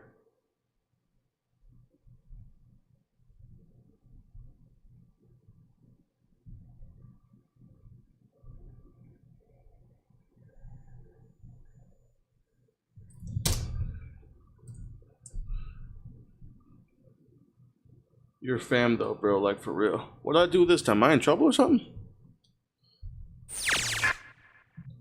All right. Girl, baby, bye, bye, bye, bye.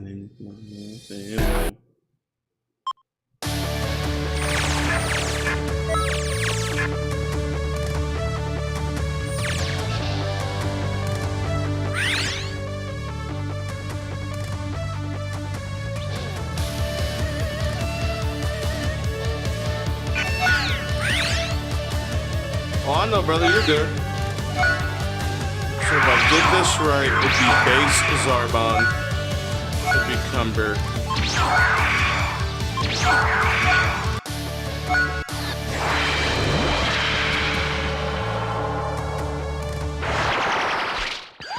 Ah!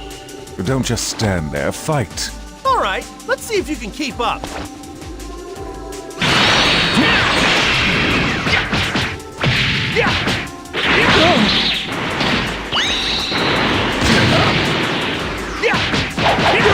Son of a bitch.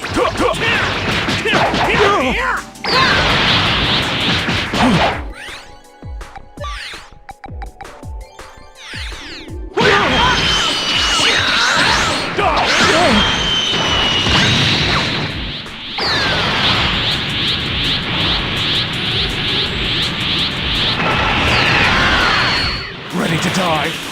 This ends right now. Okay. I'm not trying to play right now, so it's good. Okay, so that did work. So far I've had Ultra Ego, Super Saiyan 2 Vegeta, all forms of Dragon Ball Super Broly, False Super Saiyan for Super... Okay. I'm gonna have to do another Vegeta mod soon. I'm gonna actually do this next Broly mod. I mean, Cumber mod, and then get to Broly. No, get to Vegeta next. Okay, so back to AFS being opened. We have that right there, like so. And then, if I remember correctly, the file that's open has to say mod backup, I believe. I don't think I need it open right now. Okay, so then we open that back up, and then we're gonna go to Raging Blast 2 mods, and character mods, and then Cumber, and then C, and then now we're gonna go here to the Raging Blast 2 mod. Okay, Zarbon 1. Okay, so 041 Zarbon 1. Copy. 041 Zor. Okay, 041. Okay, nope. There we go. And then we do this. We're gonna do that. And then if I do it this way, paste. Okay, I do have to add that real quick. So import the AFS file for that. So we go there and there and there. Once that loads up, we immediately go to here and 041. Perfect. So now we're gonna do this here, do a quick thing there. Oh wait, no, I forgot to do this. Okay, and then we just do copy, and then we just do this right. Oh shit, nope, that's not it. Then we do this here, we do this here, and V, and then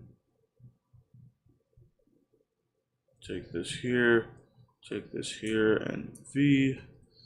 Zarbon 1 for the second Cumber or Super Saiyan Cumber. Should not be good to go. So now it's down to the editing process. Let's get back to the kill count for you guys. Victims included 7 dudes and 3 ladies, more than 2 to 1 guys, and with a runtime of 86 minutes, that leaves us with a kill on average every 8.6 minutes. I'll give the golden chainsaw for coolest kill collectively to those first 6 partiers that get killed. I know it's weird to see Freddy at a pool party, but it's also kind of fun to see him use all his tricks to take down a bunch of kids at once. Dull machete for lamest kill will go to the 7th guy, the negotiator dude, since he just got whipped into a grill. And that's it. A Nightmare on Elm Street 2, Freddy Freddy's Revenge came out in 1985, a year after the original, and although I'm a fan, some people prefer to skip it and go straight into the third film, Dream Warriors, which we'll be covering next week. Until then, I'm James A. Janice. This has been The Kill Count. Thanks a lot for watching my Kill Count for Nightmare on Elm Street 2. So this Freddy glove comes from RazorGloves.com. You might have heard me plug them in the video. Christopher Grantner sent these to me, and they are absolutely amazing. These are just a plastic piece of shit. This is the real deal, man. Compare and contrast. I just want these in the background for this one so I can surprise you with these ones. From now on, these are gonna live up here. None of this shit.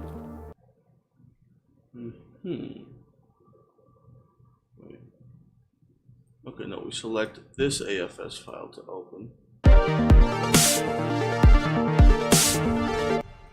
Welcome to The Kill Count, where we tally up the victims in all our favorite horror movies. I'm James A. Janice, and today we're looking at A Nightmare on Elm Street 3, Dream Warriors, released in 1987. With a screenplay begun by Wes Craven and revised by Frank Darabont, Nightmare 3 completely ignores everything from Part 2, choosing instead to bring back Nancy and delve deeper into Freddy's backstory. Dream Warriors is the movie that began Freddy's status as pop culture icon, with him spitting out one-liners every kill and appearing in all sorts of different fun forms. Balancing out the Fred Krueger show is a solid cast of teens that includes Patricia Arquette in her first ever role. She plays Kristen Parker, whose unique ability to pull other people into her dreams leads to the creation of the titular Dream Warriors, a group of institutionalized kids who fight Freddy with their dream powers. While that may sound a little goofy, Dream Warriors has a much more well-balanced tone than the campy stuff that would come later in the series. It's also got some pretty damn memorable kills, so let's count some sheep and get to them. The movie begins with a poke look, eyebrow nightmare, then credits start playing over someone making, is that pancake batter? Oh, paper mache, that's a fun activity. Ooh, and popsicle sticks? Must be some kindergartners having a great time at summer camp. Or it's a full-grown woman. This is Kristen Parker, who's downing instant coffee chased with Coke to get this art project done. Her mom comes in and makes her go to bed, so Kristen's gonna have to wait until tomorrow to finish her perfect scale model of the Elm Street house. She must be one of those artists who finds inspiration in their dreams, because in hers, the Elm Street house looms large, with a lawn performance by the Jump Rope Girls, featuring a rare guest appearance by a jump rope boy. Kristen winds up inside the house's basement, where a girl in a floofy Beauty and the Beast dress is riding a tricycle. Then the furnace turns on and the girl tells Kristen whose house. And it ain't Run's. Freddy's home. Kristen grabs the baby Belle and races through the Elm Street house as Krueger chases after her. Eventually she finds herself in a room full of hanging corpses. Not enough corpses for you? Look down. Your child is now a corpse. Back to Kristen. She wakes up and the nightmare is over. Or is it? Because that handsy faucet and the funhouse mirror Freddy say otherwise. Freddy uses the faucets as his finger knives and slashes at Kristen right as her mom opens the door, making it look like Kristen was just attempting to commit suicide. To Weston Hills we go, a psychiatric hospital which the series would return to in Freddy vs. Jason. The staff at this place includes Dr. Gordon, played by not Bill Maher, and the orderly Max, played by Lawrence Fishburne, in a very transitional state between Cowboy Curtis and Morpheus. There's also another doctor there, Sims, who tells Gordon that they have a hotshot grad student coming to work for them. Guess who it is? It's motherfucking Nancy Thompson, white hair streak and all, and she shows up as Kristen is being admitted in a not so peaceful manner, throwing shit around and slashing Max with a scalpel. Nancy's able to provide some understanding and calm Kristen down with a hug. She's been through a lot. Then Max introduces Nancy to a couple more patients. Philip is a sleepwalker who makes marionette puppets, which will come back later in a fun way. And Kincaid, my personal favorite character, is a temperamental dude who Max says often winds up in the quiet room. I do it so I don't have to look at your ugly face all the time. Haha, Kincaid's the best. Such a goofster. Another patient is Joey, a mute dude with a teardrop tattoo and most of a mullet, and he's got the hots for a nurse who works there. Nancy talks to Doc Gordon, who tells her all the kids there have excessive nightmares, so they're always trying to avoid sleep. Nancy accidentally spills her purse, and Gordon sees a pill bottle labeled Hypnosil, which he learns later that night is an experimental drug used to suppress dreams. After Nancy leaves, Gordon notices a nun creeping in a corridor, which plants the seed for a very messy, very Catholic storyline to grow throughout the rest of the series. Meanwhile, Nancy goes to Kristen's house to pick up her stuff and finds the popsicle stick version of her old haunt in Kristen's bedroom. Yeah, I know, Nans, right? Pretty impressive paper mache. Turns out Kristen's downright obsessed with that house, and she's drawing a picture of it as she nods off in the hospital. Dreamtime comes, and she's visited by a trike leaving bloody streak marks. Then it melts, and she backs up out of her hospital room right into the Elm Street house. On the menu tonight is Okay, looks like if I did everything proper like I'm supposed to, the Cumber mod shall now be installed. Yeah.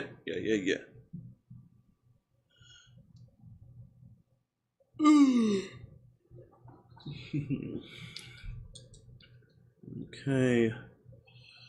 The Cumber mod shall now be installed. Here, you can watch this intro real quick. Whoever's in here, I need to go ask something to my fiance.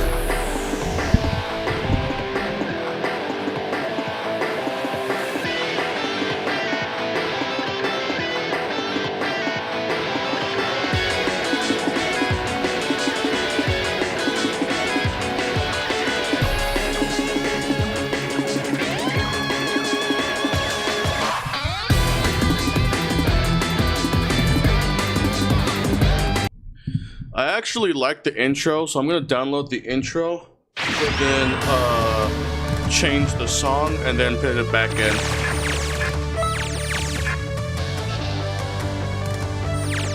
I just need to see what type of movie file it is first. So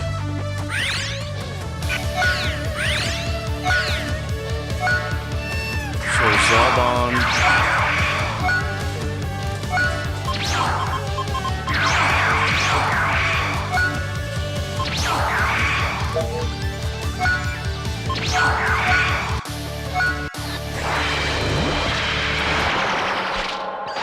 Oh my god.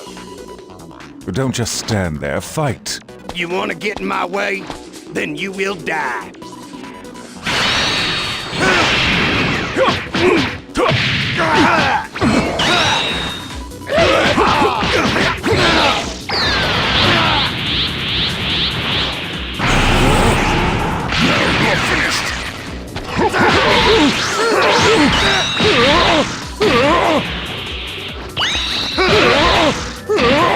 God damn it. Take this.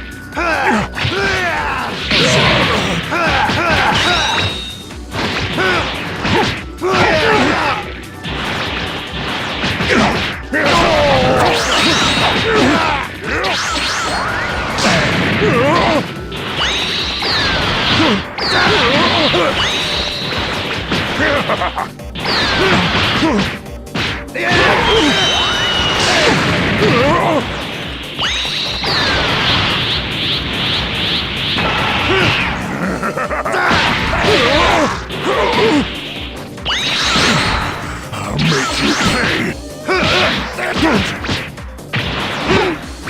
Think you get it away,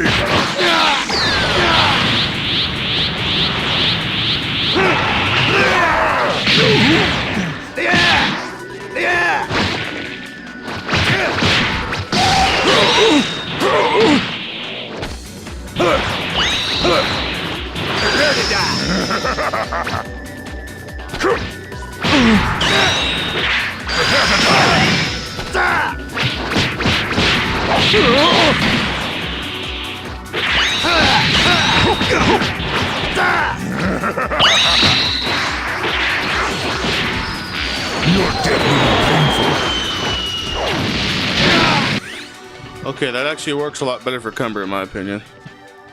Alt F4. And then, yes.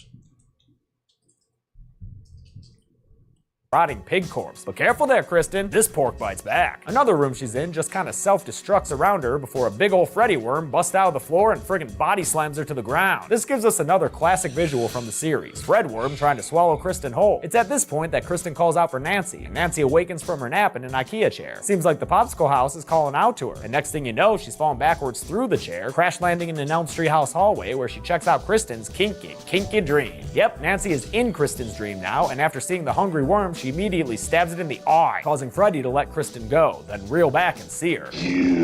Oh my god. As he charges at them, the girls get safely behind a door. Then Nancy wakes up and finds that a cut on her hand is carried over from Kristen's dream. Nancy immediately confronts Kristen with the popsicle stick model of her old house, and Kristen admits that she's had this dream recruitment power since she was a child, when she would pull her dad into her nightmares to keep her safe. Hey yo, Kristen, the US military would pay top dollar for that kind of power. Just saying. Time for some group therapy. Groups in session. Straight talk only in this room. It's our chance to meet all the other patients in this joint, like Will, a geeky guy confined to a wheelchair after. Let's take a break from actually installing mods. Not installing, but I'm gonna go and actually bring up my boy Sai, because I want to check out one of his videos real quick. Wait, actually, let's see what he has first. I might just have to install something this way.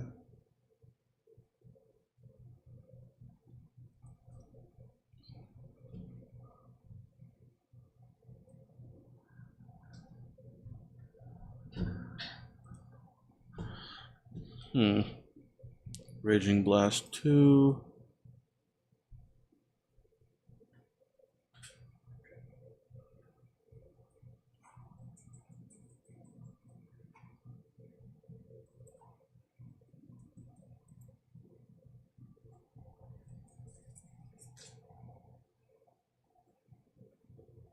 Oh, he's on Metacooler.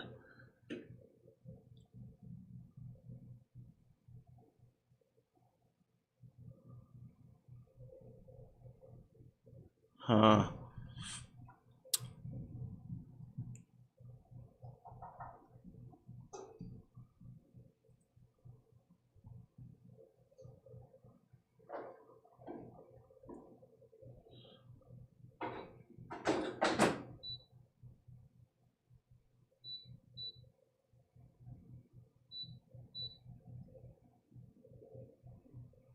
Oh wait, no, I remember I was looking for inside size thing.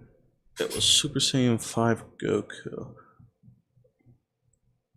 For Super Saiyan 5 Goku, if I look at the character list, I believe there is 2 other Gokus I could use for this.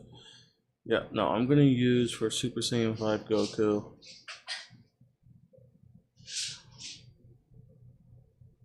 Actually, I don't think there is any other person I could do that for.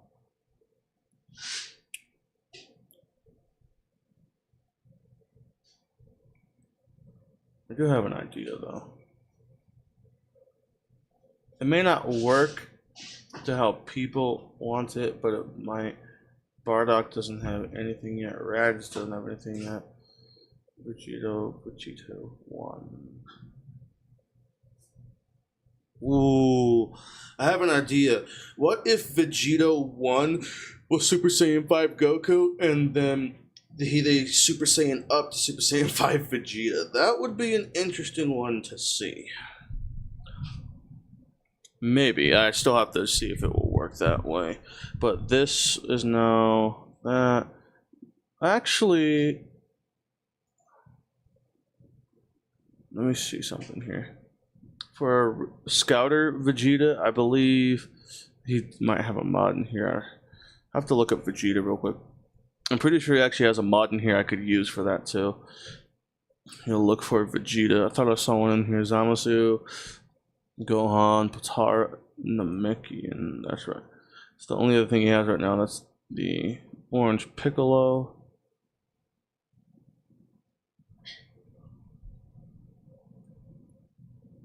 Okay, Gohan, DBZ Super GT. Oh, Vegeta. There we go.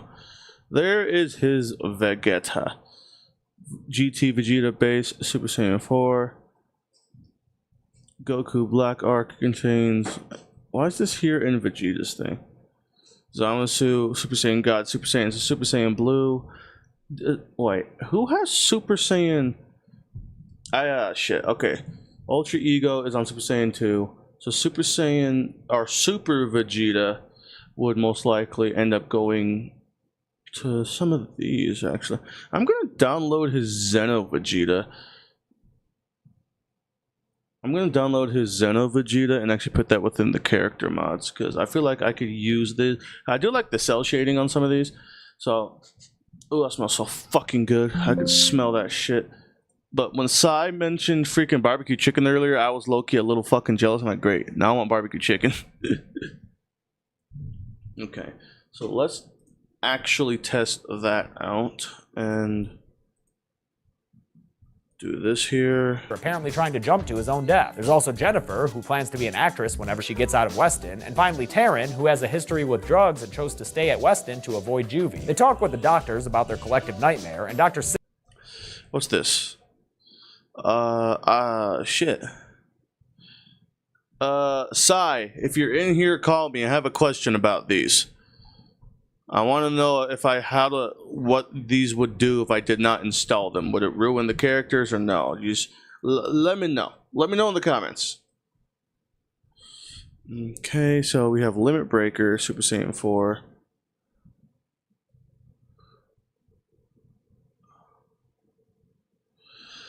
Xeno Vegeta.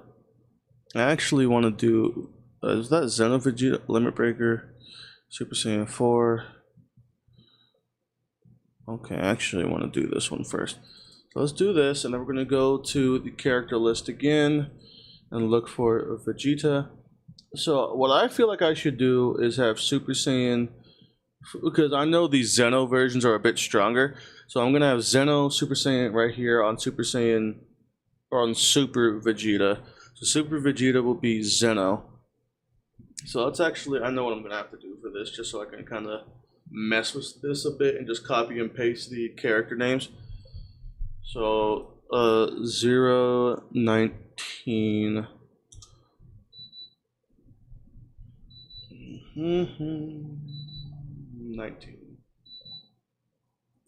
I'm just gonna have to copy one of these, and I'm gonna have to copy all three. I'm just gonna do it this way. Wait. 019, Vegeta 3, 1. Oh shit.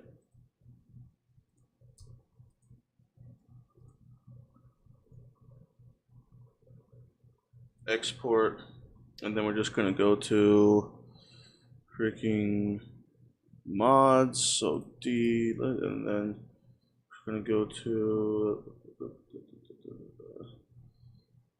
mods and okay that.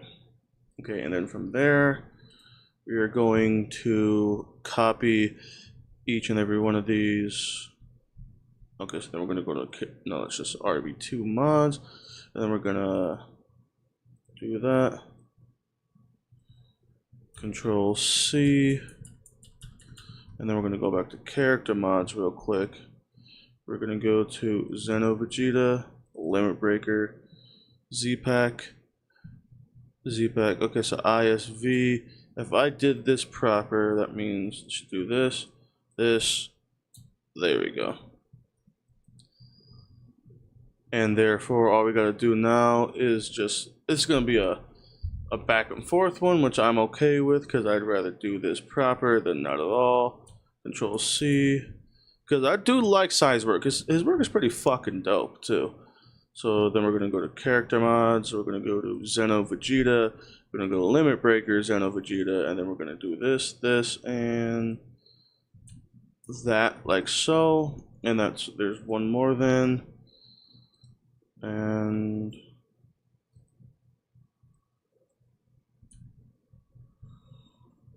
see.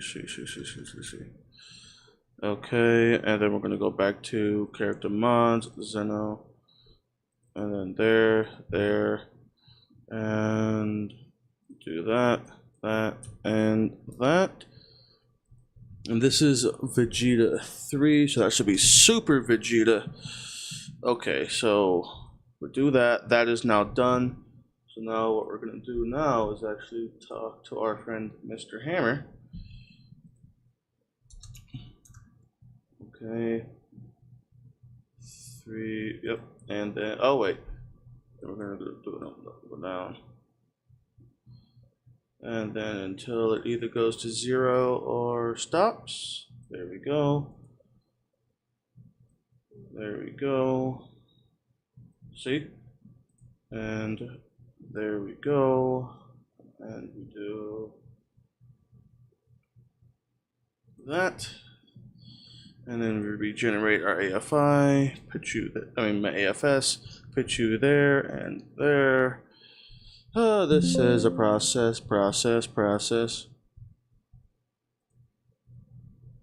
Sim says their scary dream man is probably just the manifestation of guilt and over-sexualized thinking. Oh, great, that's my dick that's killing me. That night, Will, Joey, and Taryn are playing a knockoff D&D called Wizard Master, until Max comes in and tells them it's time for lights out. As soon as he's out of the room, though, Joey and Will argue over who's on first shift for staying up. Looks like these kids got themselves a buddy system to stay alive. Good on them. Too bad Phil and Kincaid aren't taking the same precaution, because don't look now, but it's Freddy Krueger as envisioned by Andre Toulon. I love the stop-motion Freddy puppet here, even if we only see it for a few seconds before Freddy scales up to full size at the foot of Phil's bed. He slashes Phil all over the place with his finger knives and then rips out his, I don't know, what is that, veins, muscles, tendons? I'm not an anatomist. And starts playing Phil like a marionette puppet. Kincaid wakes up and sees Phil sleepwalking, and the sight is pretty creepy, even without the tendons coming out of him. Of course, I much prefer my sleepwalking kills with gore, so it's great that we get some close-ups of the gnarly effects as Phil is compelled down the hallway and straight through the front door of the hospital. Joey, ever vigilant, sees Phil hanging out where he shouldn't be and friggin' drags Will to the window to see. We get a great scene of watching how capable these kids are. Will busts open the window to yell for Phil, while Joey manages to get the attention of the front desk nurse and everyone else in the hospital without ever speaking a word. It's too late though. He only succeeds in gathering an audience to watch out the window as Puppet Master Freddy completes this iconic kill, dangling Phil out over the open air before slicing off his vein strings and letting him fall to his death. The movie's first kill wasn't until a half hour in, but goddamn was the wait worth it. At group session the next day, the doctors are torn over whether it was a sleepwalking accident or a suicide, and Gordon shows that he has no idea how to talk to at-risk teenagers. Philip quit. He gave up. Philip killed himself. Now that's a cowardly thing. That's an empty thing. He let himself down. He let all of us down. Jesus, dude. Tell Read a me book what on mental to health, do. maybe. I After don't the have session, good and at mental Nancy's health. insistence, Gordon says he's going to prescribe Hypnosil. Sims is understandably against testing an experimental drug on a bunch of apparently suicidal teens, but acquiesces as long as Gordon takes full responsibility for whatever happens. In the rec room, Jennifer's watching TV as research for her future acting career and burning herself with cigarettes to stay awake. But it doesn't work, because while she's watching Dick Cavett interview Zsa Gabor, things get weird. Can I ask you something? Certainly. Who gives a fuck what you think? That's how you do a cameo. Jennifer gives the TV a whack to fix it, but then it sprouts some arms out the sides and grabs her, lifting her to the screen. A Freddy head emerges from the top and delivers one of the most quotable lines of the franchise. This is it, Jennifer. Your big break in TV. Welcome to prime time, bitch. He smashes her head through the TV and kills her, and fun fact, Prime Time Bitch is the only Freddy line ever improvised by Robert Englund, and it wound up being pure gold. At Jennifer's funeral, we pick back up on that nun storyline when she shows up to Dr. Gordon and introduces herself as Sister Mary. She tells him only one thing will save his kids. The unquiet spirit must be laid to rest. Ooh, cryptic. And when Nancy walks up, you know that nun gonna disappear like a bad habit on New Year's Day. Yep, she gone. Nancy and Gordon have another private meal, and this one's got candles and a fireplace, so what the fuck's going on here? Getting some serious Anakin Padme vibes. But maybe this is all just Nancy buttering him up, because she tells him it's time to quit dicking around and believe her and the kids about Freddy Krueger. Cue another group session. Straight talk only in this room. Nancy gives the kids the lowdown on old Fred Krueger between his child-killing first life and his dream-killing second life, and informs them that they're all descendants of the vigilante parent group that roasted Freddy alive. You are the last of the Elm Street children. Nancy says they may be able to defeat Fred through Kristen's convenient power of pulling other people into her dreams, and also because everyone has their own special power they can use in their dreams. Yeah, this stuff doesn't really follow the logic of the first film, but then again, none of the sequels do. So fuck it, let's get to some dream warring. Gordon uses a pendulum to put everyone to sleep, and although they don't think it worked at first, these floating metallic balls are a pretty good indication that they are indeed all sleeping together. I mean, dreaming together. Let's see what these kids can do in their dreams. In my dreams, I can walk. Okay, sure, yeah, that makes sense. In my dreams, I am the wizard master. All right, Will, you already went. Maybe let someone else have a chance, dude. Kristen, got anything for us? Okay, some cartwheels and a backflip. Sure, yeah, I mean, I was thinking you could aim a little higher, but that's fine. Kincaid, what you got? You are bending a chair. Wow, okay, so y'all have pretty lame dreams. Taryn? In my dreams, I'm beautiful. Aw, well, you were good looking before, Taryn. I mean, the punk makeover certainly looked... And bad. Okay, when did everyone just decide they each get 2 turns? Can we please try to have some order here? At least Joey's dream is a little more adventurous, since he sneaks off to go sleep with that nurse he's been eyeing. Too bad you don't talk, Joey. Boobies. It's the perfect opportunity to say, hello, nurse. There's But Freddy winds up babies. being a wet blanket on this wet dream, since the nurse's tongue play gets a little too intense for Joey, and he winds up getting some lashes that tie him to the bed. What's wrong, Joey? Feeling tongue-tied? Ah, shit, that's right. Now begins the part of the franchise where Freddy takes all the jokes I would have made. Freddy doesn't kill Joey, instead keeping him suspended over a pit for whatever reason, and the rest of the straight talking group gets trapped inside their room as the walls start closing in around them like a trash compactor on the Death Star. The whole situation ends when Dr. Sims enters the room to find it looking like an opium den. Joey's on the floor and not responding at all. Apparently he's in a coma now, an incident that gets Gordon fired by the hospital superior. I mean, to be fair, in the last 4 days, we've had 2 suicides and now that young man is in a coma. yeah, if that dude didn't get fired, there'd probably be an angry letter writing campaign. On his way out the door, Gordon sees Sister Mary hanging out up by Phil's launching pad, so he goes up there to find her lighting some mood candles. She tells him this wing of the hospital was closed in the 40s after a young girl on staff was locked inside with the violent offenders who were kept. And if I did that right, that means Super Saiyan. Wait. Super Vegeta should be Xeno Vegeta for Limit Breaker. I'm a bad habit. Okay. Breaker.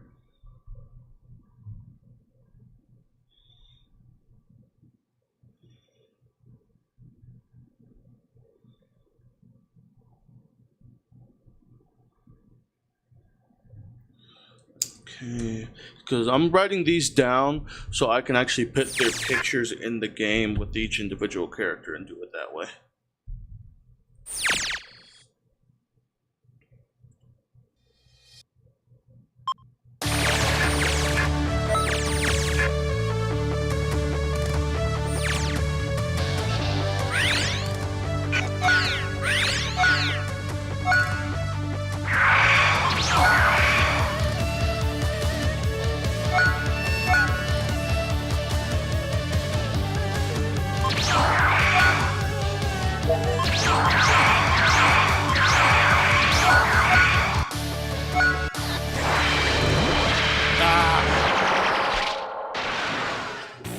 Well, well, doesn't this bring back memories?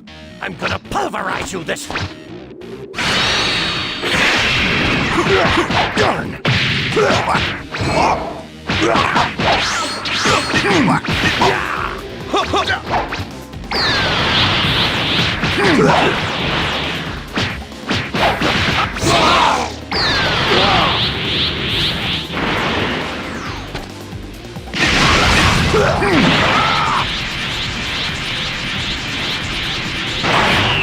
Super Vegeta!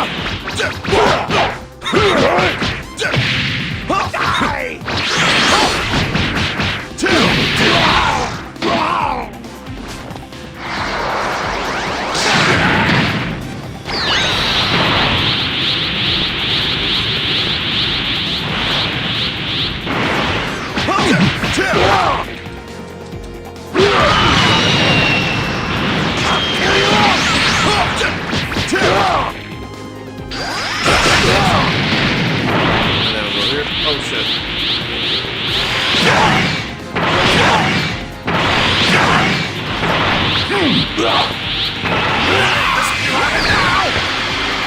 Final flash! Okay.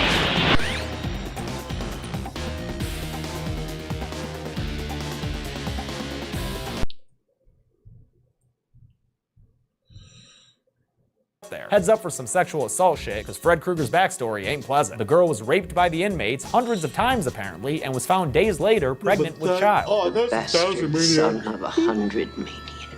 And just want to take a minute here to remind you that the way you were born doesn't predetermine who you are, you know? Children begot of rape or born out of wedlock aren't any more likely to be bad people or dream demons or whatever. Sister Mary also says that Fred's remains were never found after the fire and that they must be buried in hollowed ground to make things okay again. Got it. For some reason, Nancy's allowed to watch over Joey, and while she does, Freddy writes to her in Joey's chest, adding that special Freddy flair that really makes the message feel personal. She and Gordon convene and exchange information and realize that only one man would know where Freddy's remains are. Yo, you hear that? Is that an alto Saxon? Is that a tenor Saxon? Nah, son, it's a John Saxon. Nancy's dad, Lieutenant Donald T. Omson, is back, and he is drunk as a skunk. Well, if it isn't my little girl. My baby come to see her daddy? Guess he's honoring Marge's legacy. He also refuses to believe any more Freddy Krueger shit, so he sends his daughter away. At the hospital, Kristen freaks out and gets put in the quiet room, so when Gordon calls the kids there, what, he can just call them straight direct? Taryn tells him what's up. Gordon sends Nancy back to Weston and says he'll keep working on Donald. Yeah, I'm sure Nancy's dad is gonna be real interested in talking to the 40-year-old dude running around with his daughter. Gordon doesn't wait to find out how Mr. Thompson feels about him though, instead getting rough with Donald, which like, I guess if you want to take that approach, dude. I know I wouldn't even dream of fucking with John Saxon like that, especially when the dude is probably blackout drunk. But hey, why not have him drive, right Gordon? They stop at a church where Gordon fills a bottle up with holy water and steals a crucifix. Then they drive to a junkyard that apparently Donald has the keys to, and he tells Gordon that Fred's remains are in there, but like really deep in there, and well hidden too. Sounds like this mission might take a while, so we'll check back with these guys in a bit. Nancy gets to the hospital and rounds up the remaining Dream Warrior kids for one last group session. Straight talk only in here. She asks them if they're still down to join up in Kristen's dreams and help save Joey, even though if they die in the dream, they'll die in real life too. They each confirm that they're in. Let's go kick the motherfucker's ass all over Dreamland. So she starts the pendulum of swinging and it's off to Neverland. I'm still not sure how exactly this logic tracks, but they all wind up together with Kristen in her dream. Freddy's claws start slashing through the walls of the room they're in, sending feathers flying everywhere and apparently separating everyone from each other. Kristen finds herself back in her bedroom, just like in the beginning of the movie, but this time when her mom puts her to bed, she's yanked out of the room by Freddy. I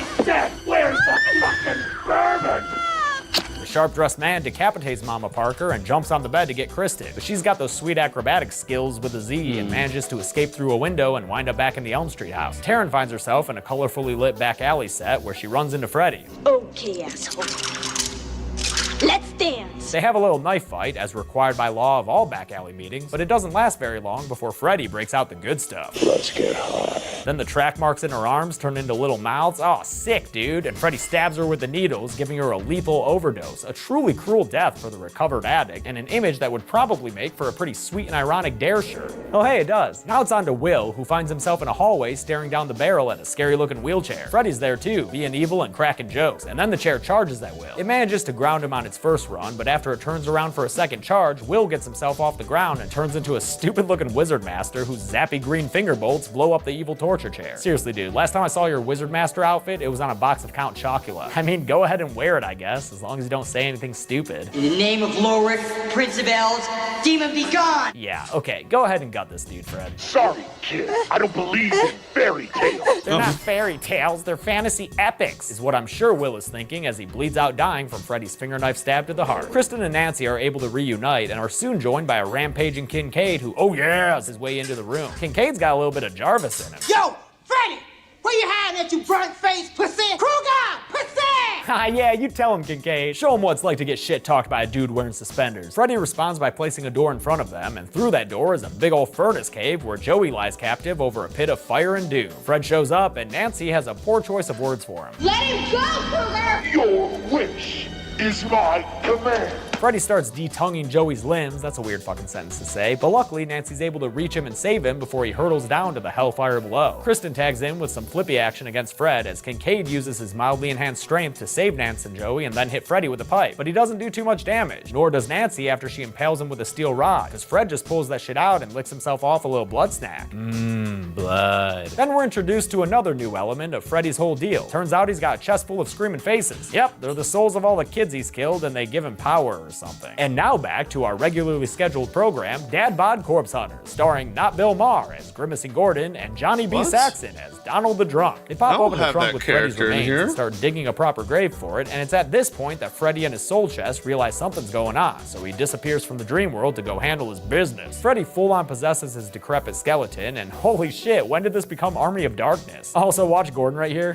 Yes, I will never not find that face he makes hilarious. Donald gets into a halfway decent looking fist fight with the skeleton before Skelly Kruger throws him against a hunk of junk and impales him on a metal bar, putting an end to Donald Thompson. Though thankfully, we'll see John Saxon in one more movie during the series. The skeleton makes quick work of Gordon too, knocking him into an open grave and doing a little victory taunt before reverting to a pile of bones again. That means he can start fucking with the Dream Warriors again, who are presently in the middle of a hall of mirrors. Freddy appears in all of them, laughing and waggling his tongue around, and even grabbing the kids and pulling them through with a real cool looking distorted effect. Joey's able to save them by finally speaking up, screaming out a Vadery no that breaks all the mirrors and spits the kids back into the hallway. Did I say that? You found your dream power, man. His dream power is to yell? Cool. Here, you want some more weirdness to your Elm Street movie? How about Ghost Donald Thompson, who appears to Nancy to say he's dead now? And hey, sorry for being kind of a dick your whole life. If you're thinking this is a bit too hokey for a nightmare movie, don't you worry. Turns out the Spectre is actually Freddy, who sticks his finger knives into Nancy's gut. Oh no, Nancy! He turns his attention to Kristen, but he should have known to double tap, because Nancy pops back up and stabs him with his own glove. And in the junkyard, her screams of anguish somehow wake up Gordon, who manages to crawl his way to victory by knocking Freddy's remains into the grave and dousing them with holy water, which results in some cool looking beams of light bursting from Fred's body in the dream world. With a prayer to sanctify the whole process, Gordon puts Freddy to rest and the Springwood slasher disappears from Kristen's dream. But it's too late for Nancy. As Kristen cries and holds her in her arms, it becomes clear that Nancy's a goner, and the subsequent funeral confirms that Nightmare 3 had the guts to kill off the original film's main character. Gordon sees Sister Mary in the cemetery and runs to catch up with her, but it turns out she's been a ghost this whole time, and that Sister Mary was actually Freddy's mother, Amanda Kruger. He goes to sleep that night with the popsicle stick Elm Street house on his nightstand, not seeing when his lights turn on. Oh honey, Freddy's home. Many Dream Warriors came out to play, but not all of them made it out alive. How many died? Let's find out and get to the numbers.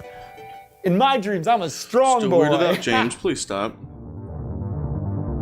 6 people died in Dream Warriors, and the victims consisted of 3 males and 3 females, and even split between men and women fatalities. With a runtime of 96 minutes, that comes out to a kill on average every 16 minutes flat. I'll give the golden chainsaw for coolest kill to Jennifer. The whole thing looks so great, from the TV transformation to the after effect of the death. And of course, it's got the Freddy line that I find myself saying pretty much every day. Doll machete for lamest kill will be Wizard Master Will, partly due to his lame-ass Grandpa Munster cosplay, but also because we've seen finger knife stabs 1,000 times already. And that's it. A Nightmare on Elm Street 3 Dream Warriors was released in 1987, and I think you'll find that many Fred heads consider it their favorite. The next 2 films would follow closely in its footsteps, and we'll cover part 4, The Dream Master, next Friday. Until then, I'm James A. Janice. This has been the Kill Count. Thanks a lot for watching my Kill Count for Nightmare 3 Dream Warriors. I want to thank a couple of my patrons like Matt D and 1402 News. How many of you are watching the Nightmare movies along with the Kill Count? I've seen them enough times. If you're not, I really recommend you do. Fish. Ooh. Next time, fish with a little bit of rice. Oh, and some soy sauce. Oh. Oh my god. Hot.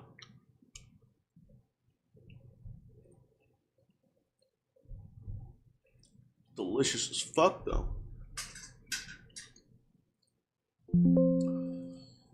Why does it keep on showing such naughty things?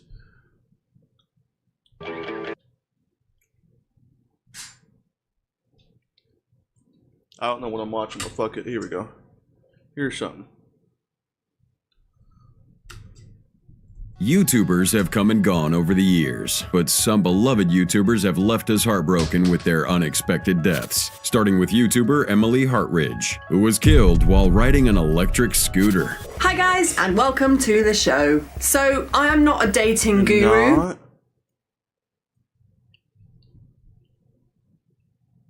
What the fuck? Oh my god, what the fuck is happening? Okay, YouTube, chill. You know what?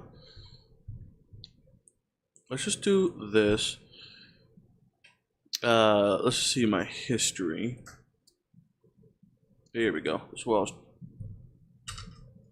Guru, obviously. But I definitely think I know what not to do when dating. This was Emily's typical style of YouTube videos before her death. She began publishing vlogs on that channel in 2012 with her 10 Reasons Why type of videos. Now, her material covered topics ranging from love and relationship to gender and sexuality. She was so popular that she starred in many TV shows like the 2016 series Oh Shit, I'm 30 and Sketch My Life. But barely a decade into her very promising YouTube career, she got into an accident that claimed her life. July 12th, 2019, Emily was riding her electric scooter on the Queen's Circus roundabout in Battersea, London, when she was struck by a lorry, killing her at the scene. Before her death, though, Hartridge was undergoing fertility treatments for egg harvesting, hoping to have a baby with her boyfriend, Jake Hazel. And if you were a fan of her videos, you'd remember Jake making constant appearances on her channel. The two met while she was working as a personal trainer, while Jake mentioned a few times of having struggled with addiction and depression, making him a mental health campaigner to her audience. Now, the young couple were looking to have a child of their own, even though Emily was diagnosed with low fertility exactly a year before her death. Oh shit, but what's really shocking here is that in her last video fuck. titled 10 Reasons to Get a Younger Boyfriend, Jake gifted her 2 scooters following her 35th birthday earlier in 2019. And one of those scooters was electric, the same she rode on at the time of her death. Further investigations also showed that she was riding the scooter way too fast and with an underinflated tire. But just like Emily here, fellow YouTuber Christina Grimmie met an untimely demise. But hers wasn't a consequence of her actions. It was the result of a fan's dark and...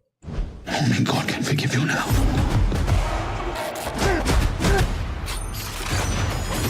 Thank God I never got to save any of that. Monkey Man. I don't know what the fuck happened there. Twisted obsession with her.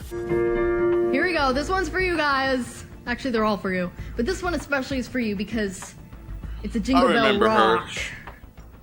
I'm down. Here we go. 2014, Grimmy grabbed the world's attention when she showed up on The Voice. She immediately stood out with her version of Cyrus's Wrecking Ball and was added to Judge Adam Levine's team. She lasted the season and ended up strong in 3rd place. And because of that performance, Grimmy inked a major record label deal with Island Records, after both Levine and Lil Wayne offered to sign her. The groundbreaking signing led to her releasing her first single, Must Be Love. And even though her appearance on The Voice raised her profile, Grimmy had been making music long before then. She began posting videos of herself singing on YouTube as early as 2009 and quickly became a sensation with millions of subscribers. She even came second in the My YouTube Singing competition behind Selena Gomez. And as her popularity grew on YouTube, Selena Gomez's parents, Mandy, Tiffy, and Brian, opted to become Grimmy's managers. Soon after, she opened for Selena Gomez in one show, appeared on Ellen DeGeneres, performed at the American Music Awards and Radio Disney, while also releasing several albums independently. And while she was rocking the stage with her angelic vocals, one fan named Kevin Lobel was harvesting the depraved thought of murdering her. 2015, Kevin saw Christina sing for the first time and fell into an obsession. In his mind, she was the perfect match for him, but he wanted to improve himself for her. So he lost 50 pounds, got LASIK eye surgery, had his teeth whitened, and even got hair implants to cover up his receding hairline. Christina's devout Christian faith even sparked a change in his beliefs, and he began seeing God in her. But just a few months later, Kevin's delusions turned into an outright obsession to kill. June 9th, 2016, Kevin bought the $15 tickets to Christina's show in Orlando, Florida. He arrived at a very expensive hotel with just a backpack and paid $269 for a room. The next morning, he stuffed most of his belongings into that bag and placed them in the safe beneath the TV in the hotel room. Then clipped 2 nylon gun holsters to the inside of the back of his jeans, wrapped a cloth around his left ankle, and then strapped a knife around it. He made his way over to the Plaza Live, where Christina was set to be performing, and while teenage girls and their mothers had their purses checked by security, Kevin had snuck past the entrance and made his way into the venue. After the show, he got in line behind dozens of other fans who wanted to meet Christina, and as soon as it was his turn, he approached her, but didn't say anything. So Christina opened her arms for a hug. It was her trademark way to break the ice if she thought a fan was too shy to greet her. But this wasn't a mere fan. This was her annihilator. As her arms reached out for a hug, he pulled out a black 9mm Glock and fired 5 shots, hitting her 3 times at point blank. Christina's brother Mark saw Kevin with the gun and his sister falling to the ground, making him jump at Kevin so he can subdue him. But somehow Kevin got out of that grip and brought out his second gun, at which point Mark thought it was also the end for him. But to his surprise, Kevin pointed the gun at his head and shot himself. This had to be one of the most irrational and unprecedented deaths of a superstar. Christina's demise brought the whole nation to a halt. 2 nights later, and 49 people were gunned down at the Pulse nightclub. And 2 days after, getting dark extremely quickly. That was good. Is there any more, honey? Sorry, I'm fat. You should know this.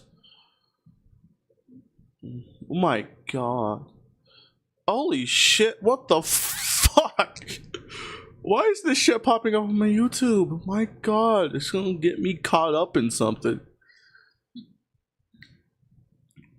When cops catch a predator in the... Oh my god, that is dark. Clueless cop is about to get sued.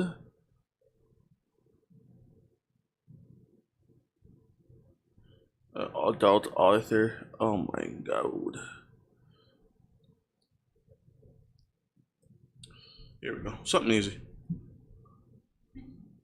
Buckle up.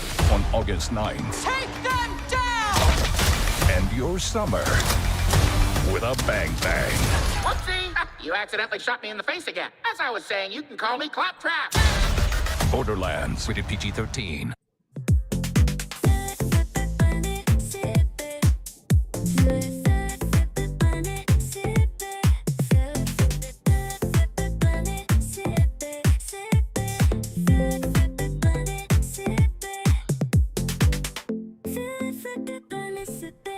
Oh shit.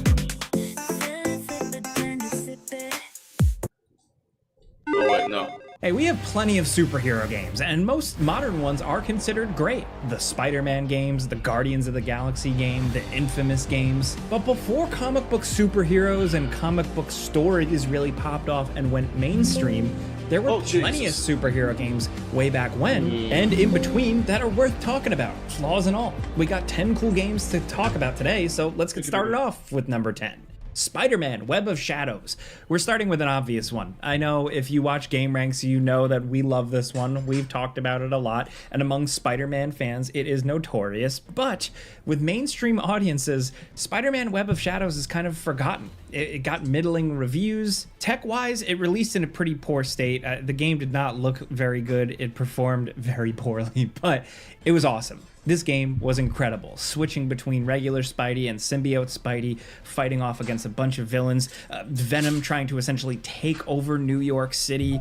You meet up with a bunch of awesome other Marvel characters like Wolverine, Luke Cage. You could choose if you want to be a good Spider-Man or a bad Spider-Man. You could infect Wolverine with the symbiote. Like, you could turn Wolverine into like an evil symbiote Wolverine, and his design was so cool. There were a lot of creative elements to this game. And I think when people play the new Spider-Man 2 game, which, you know, is centered around Venom trying to take over New York City, they don't realize that's kind of like Web of Shadows. I mean, Web of Shadows is kind of like the busted version, but also it was really cool. It had some compelling aerial combat, a New York City that got progressively worse and worse as the game went on. There were a lot of good ideas behind this one. Spider-Man Web of Shadows, to some Spider-Man fans, some weirdos like me, will forever be considered one of the better games. Yes, it is extremely flawed, but 18. I love it to this day. Next, over at number 9, we have X2, Wolverine's Revenge. This game went like crazy mode. This was like a spin-off movie tie-in game. Remember those? Remember when every movie would have a weird spin-off video game, and every superhero movie would have a weird spin-off game, and they were usually crappy? I'm thinking about the Thor video game. But I actually X2 enjoyed Wolverine's the Thor video game. Fuck you. Okay, so this should be Super Saiyan God over Super Saiyan Base.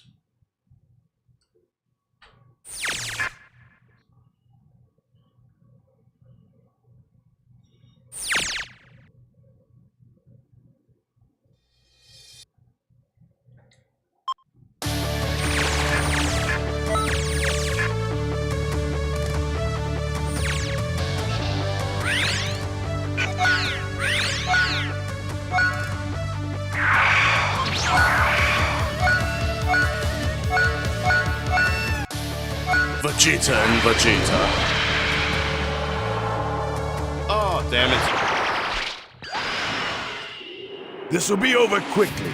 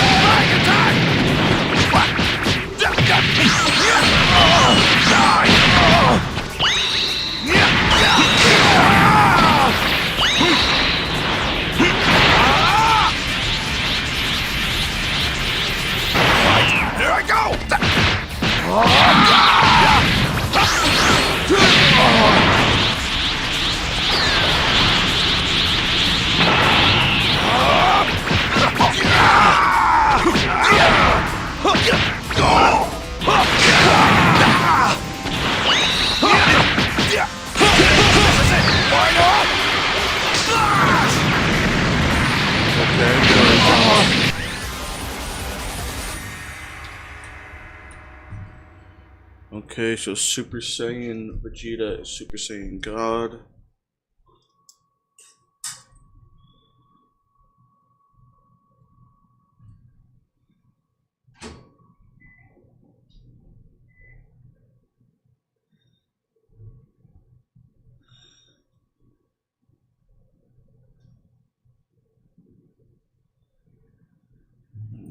Okay, so I just did that, so now I gotta reopen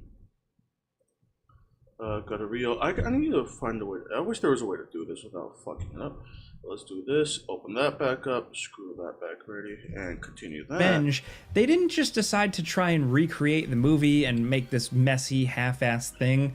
They kind of just made a Wolverine game. Yeah, like very, very vaguely connected to the X2 movie, but really, it felt more like something ripped out of the pages of a comic book with a bunch of cool characters featured that you would never see in an X-Men movie. You got to play as Wolverine, of course, like going out for revenge, but also different periods of his life, like in the Weapon X program, escaping. Sometimes you have an X-Men outfit, sometimes you're doing just plainclothes Logan stuff, but it just got progressively more over the top as the game went on, and it was cool. Also, Mark Hamill, Luke Skywalker, and the Joker voice actor did the voice for Wolverine in this game. And you know what? It works. It's actually pretty cool. Is it a little cheesy? Yes. But this was a cheesy comic book video game. It certainly didn't play the best. It wasn't like the most compelling gameplay ever, but we still just look back and really appreciate it. Next at number 8, we're jumping back just a few years to 2020 with Iron Man VR. Now, there's a new Iron Man game in the works from EA and Motive. It's apparently just going to be a big old AAA Iron Man game. People are very excited about that, but with that announcement, people very quickly forgot about the pretty good Iron Man VR game. It released for PSVR and ultimately was then ported to other things like MetaQuest, but it's actually a really good Iron Man experience. It sounds like a corny, cliched phrase, but it does actually make you feel like Iron Man. You're controlling flight with your hands, with thrusters. You're saving people falling out of an airplane, like you're flying around three-dimensional spaces. Yes, it tried really hard to copy the Robert Downey Jr. Iron Man vibe, kind of to a corny degree, but the actual gameplay feel, the experience of like blowing up robots and stuff with repulsor blasts, was very, very cool. I did the before you buy review video on this game, and I remember walking away really enjoying it. It had some issues, and visually, graphically, it didn't look the greatest, but the feeling was there. It gave me the superhero feel, but unfortunately, it feels like this one just quickly came and went.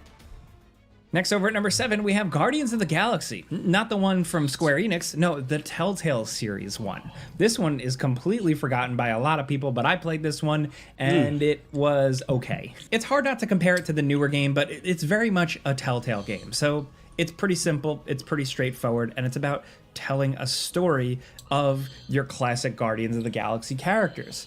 It's not like completely aping the James Gunn MCU thing, but it kind of is. It had a decent soundtrack, but the character designs, I don't know, something about this Star-Lord always rubbed me the wrong way. He just looks kind of weird. This wasn't necessarily a bad game by any means, but it was also when Telltale was just pumping out all kinds of stuff, and after a while it kind of was hard to keep track. And unfortunately, with the closure of like the original Telltale studios and licensing issues, this game is kind of lost to time. I mean, if you own it, you can still access it, but it's not out there for anyone to buy it, at least not digitally, as far as I know. Next, over at number 6, we have Captain America Super Soldier, a game releasing in the early, humble beginnings of the MCU. This was based loosely on the first Captain America movie, Captain America: The First Avenger. It released in 2011, and despite being a movie tie-in game, it just kind of did its own thing. You were World War II era Captain America in Nazi Germany, and you're in Hydra's castle running around doing Captain America stuff. It's kind of got like a little bit of an Arkham Metroidvania style to it, with you exploring these open areas and punching dudes. But there was a lot of cool stuff in it. There was a lot more Hydra. Hydra's castle is like the whole thing. Arnim Zola shows up, Iron Cross, and the characters from the movies, like the main characters, like, you know, Steve Rogers, Chris Evans, did voices. Sure, it was a little dull, it was a little bland, but like as a Captain America fan, I was happy to just have this. It was at least fairly decent. You could do all the famous Steve Rogers flips and jumps and punches, and that made me happy. You could throw a shield. Sometimes that's all you need.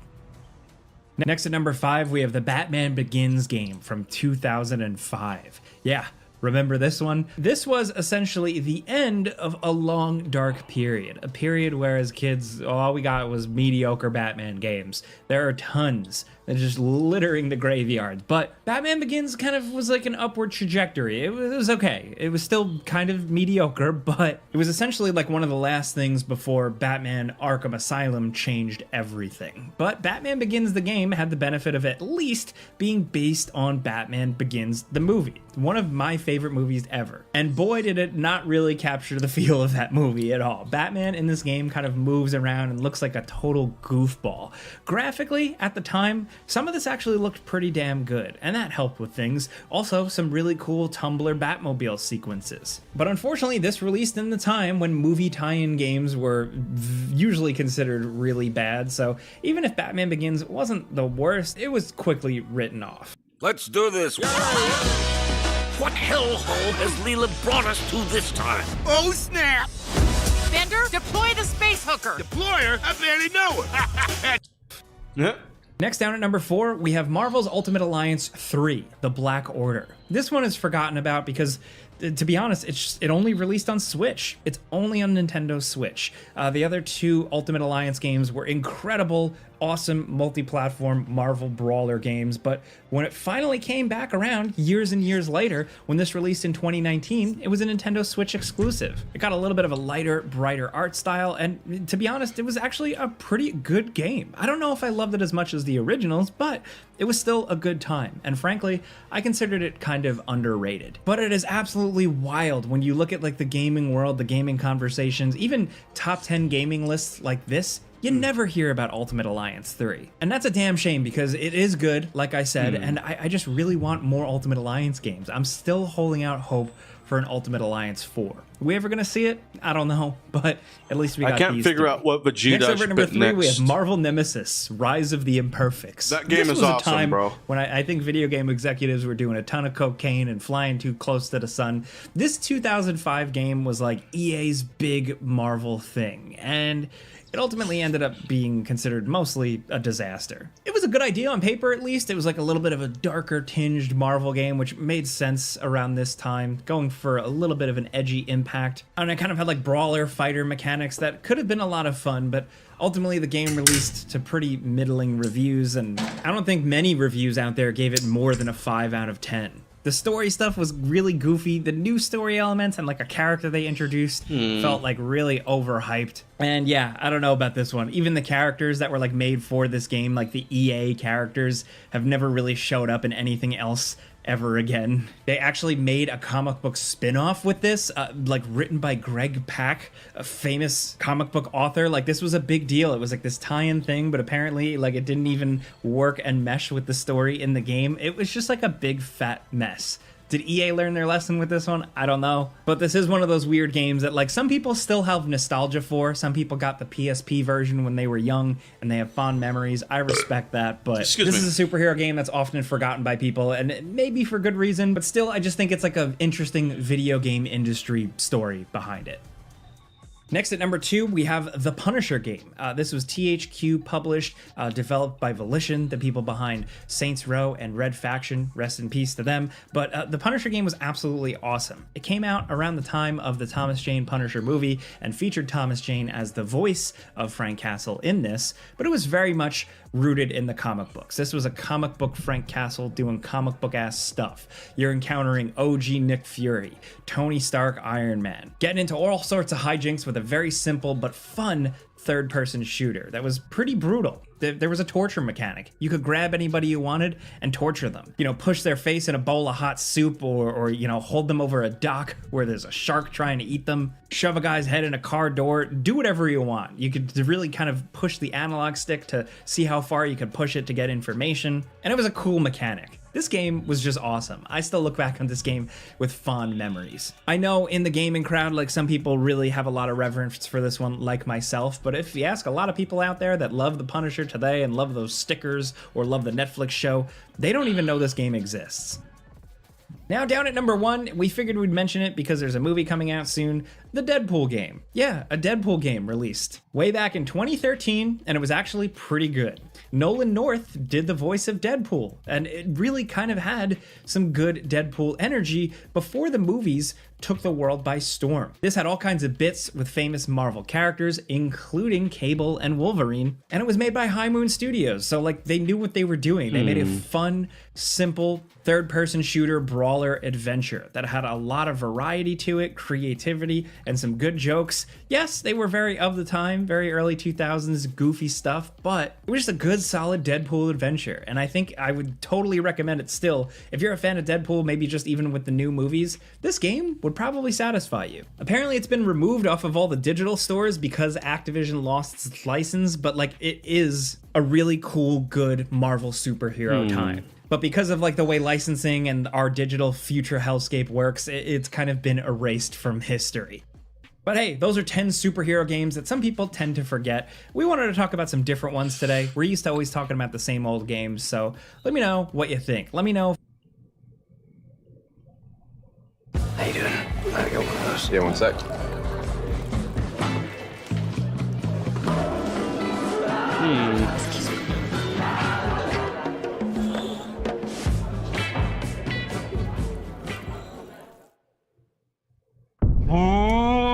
After the first 999,000, weren't you like, I'm gonna take this, gets it right?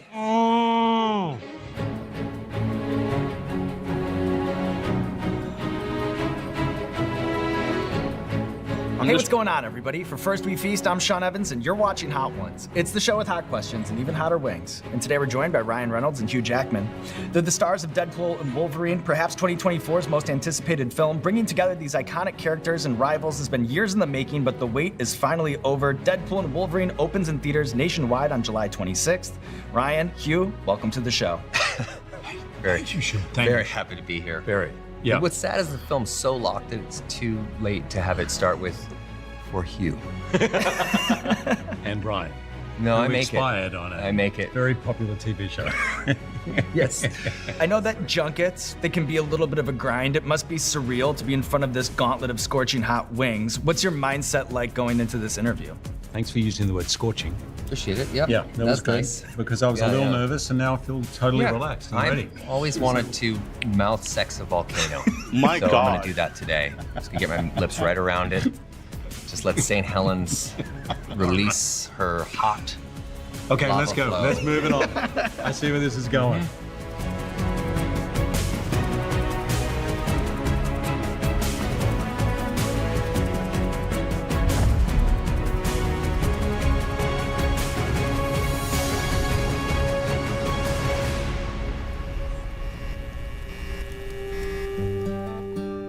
Oh, no, you just come right in there, Sean. That's perfect. Yeah. Yep. I was warned not to let it touch my lips. It's all over my lips. Yeah. It's everywhere. Oh, And this is like one. like a lip balm. That was not a good idea. That's not bad. That's okay. Yeah, we're good. So Wolverine as a character has so much gravitas. I'm curious, at what point did you realize his potential to be like the perfect straight man in a double act comedy? The moment I saw, this is okay. I'm doing all right. Me too. Okay. Literally the moment I saw Deadpool 1, that's where everything came flashing to me. That's where I saw 48 Hours, Nick Nolte, Eddie Murphy. I saw Midnight Run. I saw The Odd Couple. I saw Planes, Trains, Automobiles. I was like, these two characters have to be together. And I had literally announced my retirement 3 days before. Yeah. I was like, curses, curses. Yeah. And anyway, it took us 6 years to get there, but we got there. We got there. Mhm. We're on to number 2, and my kids thought I would literally be crying. And after nice little protein hit, Yes, for the guns. I can't see anything. Ooh, yeah. I've got a lot there. All right. Generous bite. So, on a foundational level, what's it like for an actor to get fitted for a superhero costume? Like, how similar or dissimilar is it to going to a tailor and getting fitted for a custom suit? It's a great question. Always the best questions. That's why how you get them, right? Yeah, because they're good questions. I'm starting to feel cocky. It is. By the way. Yeah, don't go there. Don't go cocky. No, it's not. I'm just jumping to 10. I'm just going Australian. off script. Yeah, stay Australian. You'll keep up with the Australia charade. Yeah, right. The superhero suits are your biggest calling card of the character, of the movie, of everything. The first time I put on the suit, I don't know if I've told you this one, because I did the fitting in New York, 7.5, 8 out of 10. It looked incredible. It was like great. The first time, yeah, I know, I It remember. was, it had a little bit of, it still needed to be snugged up. Make me look okay. The second one, fitting I did, it was like, it was like, bang, there's Wolverine. And I haven't taken it off for 2 years. He's just under this. sleeping in it. Yeah, it's just Yeah. just an absolute cesspool. But the It's- moment we, that it's moment 3 we days walked after on set. Coachella down there. I do think that I think that the Deadpool suit and this Wolverine suit are the two best comic book movie suits ever made. The Deadpool suit is made by a guy named Russ Schenkel, who's just I think a genius and knows how to kind of frame fuck a suit forever until it's just perfect. And he really did. Yeah, it's and this one was just it was awesome. Yeah. Oh, I like kimchi. Okay. Out of Montreal. For now, you like kimchi. Okay. Well, nailed the lips there. Got all the lips. Yep. Okay. And So then So far, we're okay. See, Don't no touch reason. the eyes. Do not touch my eyes. I'm gonna be watching you. Okay. I'm not gonna let you do it, Hugh. Yeah. I'll dive from across the table. I'm gonna do this. There you go. Nothing wrong with that. Yep. Okay. Ooh, Wow. kimchi. You didn't need to do that. I'm just gonna No say. Korea. No, that's true. Yep. Ryan, 안녕하세요. Ryan, what was the worst accident or hairiest situation you found yourself in as a forklift driver at the Safeway on 25th and Oak in Vancouver? Are you getting that? That kick at the back. I'm You getting the that kick. little- Also, the specificity there was a little alarming. I haven't heard anything. Yeah. Ryan, It's I've true, been I'm living under your terrified. bed for a year. Can you tell me a little bit about the sounds you make when you're? But yeah, I crushed my ankle a couple of times on those forklifts because they're the ones that you drive, and then you also have the ones that you walk with, but they're motorized. Oh, the walking ones are the scary ones. Those things those when will it gets away fuck from you you up and you're forever. running. Oh yeah, and you back it up, and you realize you're standing like right next to an industrial refrigerator, and you just jams you right into it. And you're like, oh, this is how they find me. Yeah. Hugh, which pre-fame job do you remember more fondly and why? Working as a ranger for the National Parks and Wildlife Foundation of Sean, Australia, that's or first. your Yep. time as a birthday clown for hire? Which do you remember more fondly? God. I Who's your remember source? more fondly the birthday party. Coco, I literally rented a clown outfit, and me and this guy Stan, we went to birthday parties, and we had no skills, literally no skills. So they robbed people, and that's how they did it. They robbed everyone. Pretty much. Yeah. I remember I broke my rule, and I did an 8-year-old party. I always knew they're gonna find me out, and he found me out, and this kid yelled to his mom, "Mom, this clown is crap." Wow. I was like, shut up, kid, shut up, kid. And one of my things was juggling. I could juggle. So I had eggs, and I was like, I just reached in, I grabbed eggs. I'm like, yeah, well, what about that? And I just cracked it on my head, and he's like, oh, that's funny. So I just kept cracking, and then they just jumped on top of me, and that's it. That was the last time Sounds I like was an at a awesome Coco the birthday Clown. party. Wow. 50 bucks, not not worth the it. last time you would humiliate yourself for an 8-year-old. Okay. This is some in-house product placement. Good eye for that. Called Hot Ones. And may I say that this, out of all of the, really is one of the best hot sauces that I think I've ever seen before. You can order yours, of course, online or at your Forever local the- retailer, but I feel more virile. I feel like I can make love like Thor. Oh my God. I could, really, this is the one. Sean, I don't feel safe. No, I get it, but I'm I here don't for feel you. safe I'm here either, for you. man. Thanks. From a movie perspective, I am curious, like, when is a leak a good thing, and then when is it bad for the project? Like, what distinguishes that? Great question. Really hard to kind of, I'm shocked that we've managed to get through this without some of our biggest surprises ending up even being hypothesized online. But And it's hard to keep a secret. You know, I'll say, I've never talked about this before, but do you know that, and maybe you know this, the original idea with this movie was to shoot a fake movie called Alpha Cop that was intentionally bad. Like the poster, I even had one of the posters made. It was about two guys who are sharing one brain, and together they make the ultimate cop. And the poster says, you know, Alpha Cop, two cops, one brain, all balls. And it was meant to be kind of like horrible. And, you know, so you would go, you know, like 10 people in America would go to see this movie on opening weekend, and 5 minutes into the movie, the Marvel logo would flip up and it would actually be Deadpool Wolverine.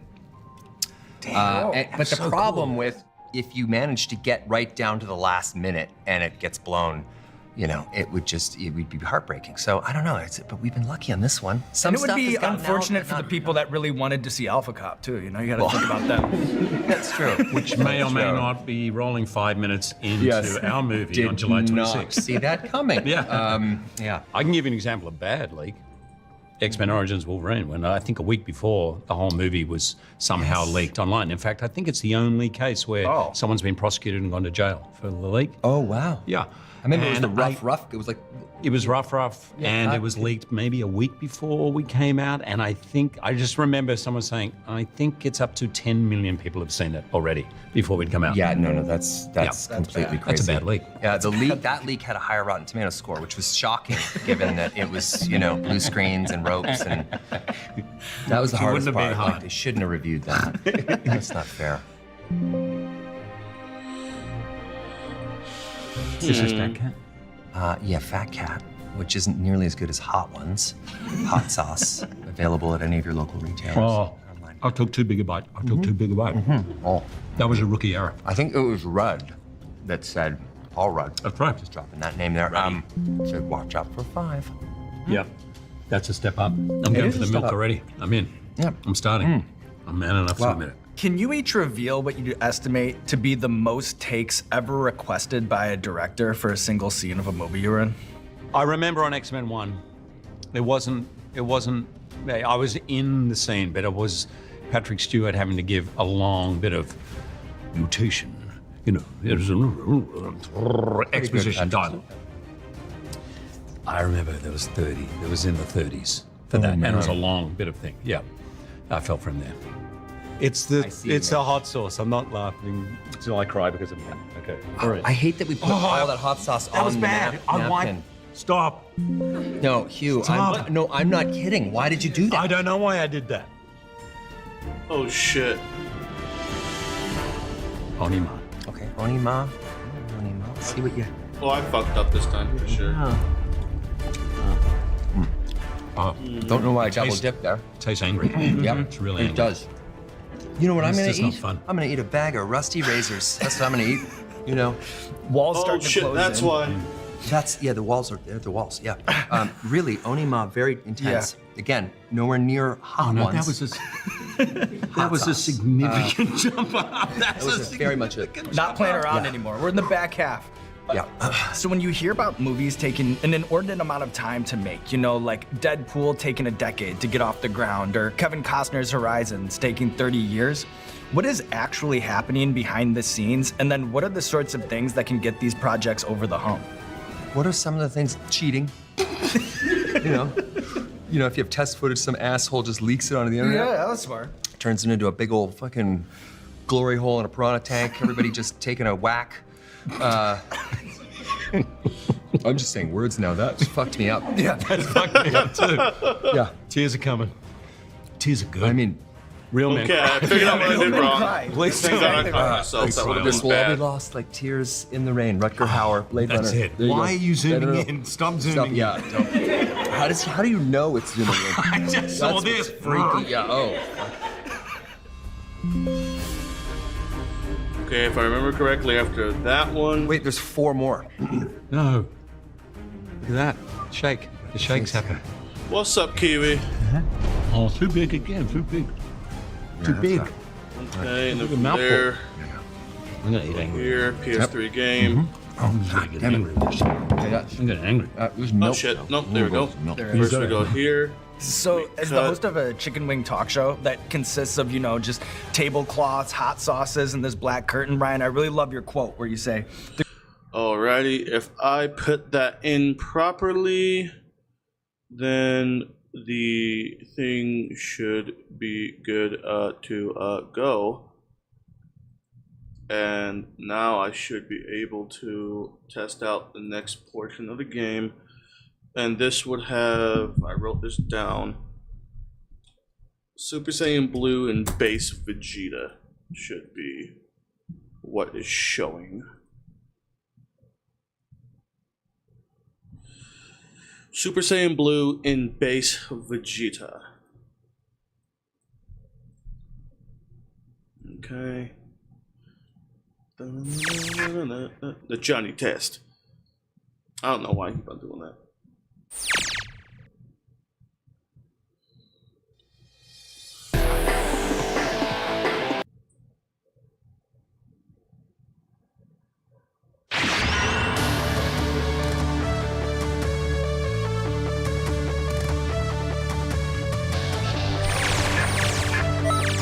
Okay. That should have. So we're gonna test all of the mods for Vegeta, and then Vegeta will be done being modded. So let's test the Vegeta mod.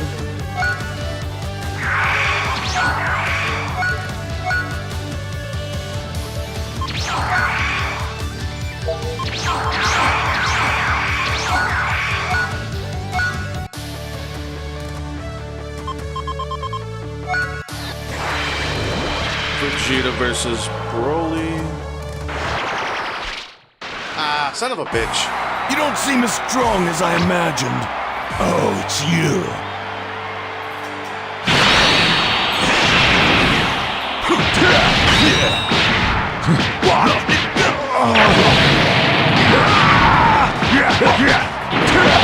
God damn it.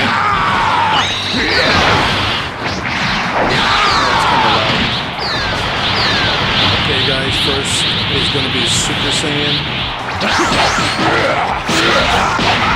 And the reason why Super Saiyan Blue will come before Super Saiyan God in the mod that I'm creating is because if we go off of the movie, we saw Super Saiyan Blue Vegeta before we saw Super Saiyan God Vegeta.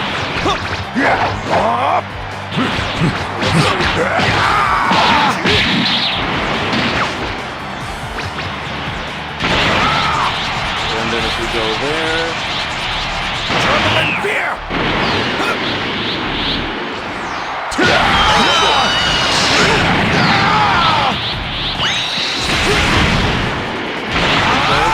next transformation. Super Vegeta!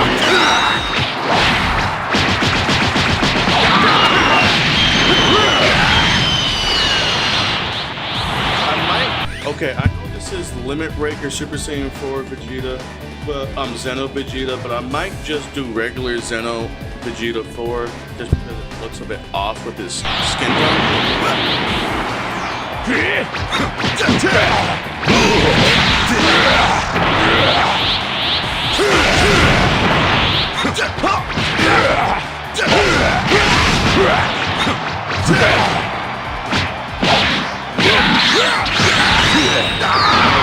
In order to get to the final mod. Yeah, I'm changing it for sure. And then this is the mod that I spent 3 hours on my first stream of the night trying to mess around with. And this is not my original mod. I did not mod this myself. I did edit the character. This was originally yellow, the lightning was yellow, everything was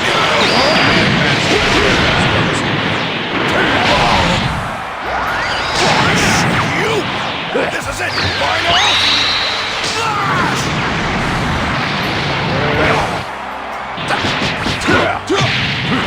And that is basically Vegeta is now done for. That is good to know. I might actually rewatch Sai's video because I want to try to do. I might have to rewatch my own stream from earlier in order to do that. Yeah, but no, let's replace Xeno. Let's replace that Vegeta real quick because that Vegeta just doesn't fit right. That Vegeta's just no fit good. No fit good. So we do this here, and we do that there. And I'll be the one doing it over here. Okay, this seems off. Those two mods. Okay, we're gonna go Zeno Vegeta and just regular Super Saiyan 4 Vegeta. And what I'm gonna have to do is basically, actually, since it's right over here, all I gotta do is this. This one is gonna be a relatively quick one, thank freaking God. Control C, and then back one, right here, and then Control V, and then we're gonna go back up to Limit Breaker Vegeta. Like, and this is from my boy Sai, who created these ones. If you guys go up and you see him inside it, it says Side-Eye. But I just call him Sai because I don't always say the name proper. So, yep. But no, my boy Sai was the one who created these mods.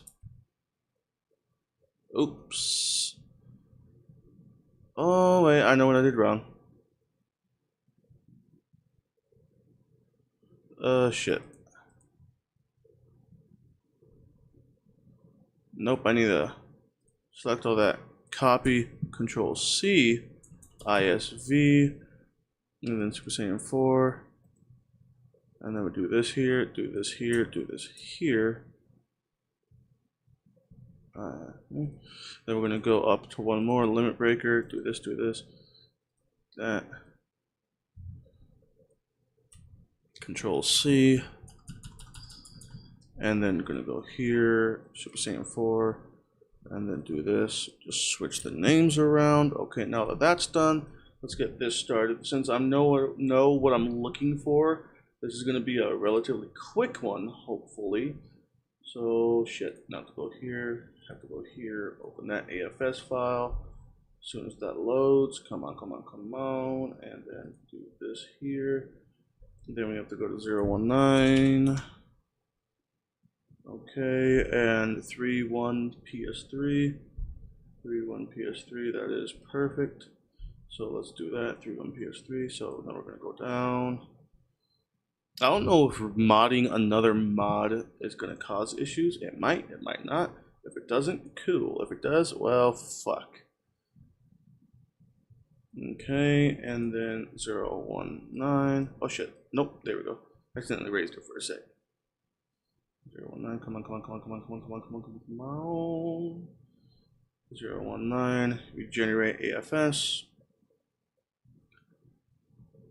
And then we take this here, click this here, then we save this here, and then we load the next AFS and then load these files. Do that. Cleaning the tree, then we go here, import AFS, go up, go to that here. And then from there, we go down to 0119. Oh, wait. The great enemy of creativity is too much time and money. Can you unpackage that? Well, I can safely unbox that for you, Sean. I'm gonna say that. Whoa, that's started. Yeah, there you go. It's, yeah, it hits all the glands, doesn't it? The pizza going. Hugh has never felt physical pain, so for him as a pampered starlet, this is important. Important rite of passage. Your next role is going to be amazing. I think that the enemy of quality can very much be too much time and too much money. And I mean, some big movies. I mean, fucking right. This is fucking wild.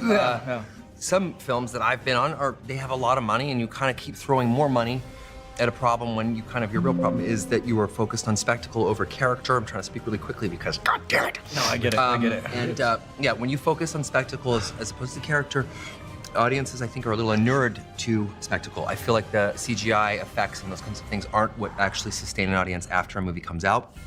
That they, in fact, relate to and remember character moments. They'll remember a line or a moment more so than they will the Earth being in peril or something like that. Okay. So, yeah, actually, this is the first time in my life I don't know if I'm peeing.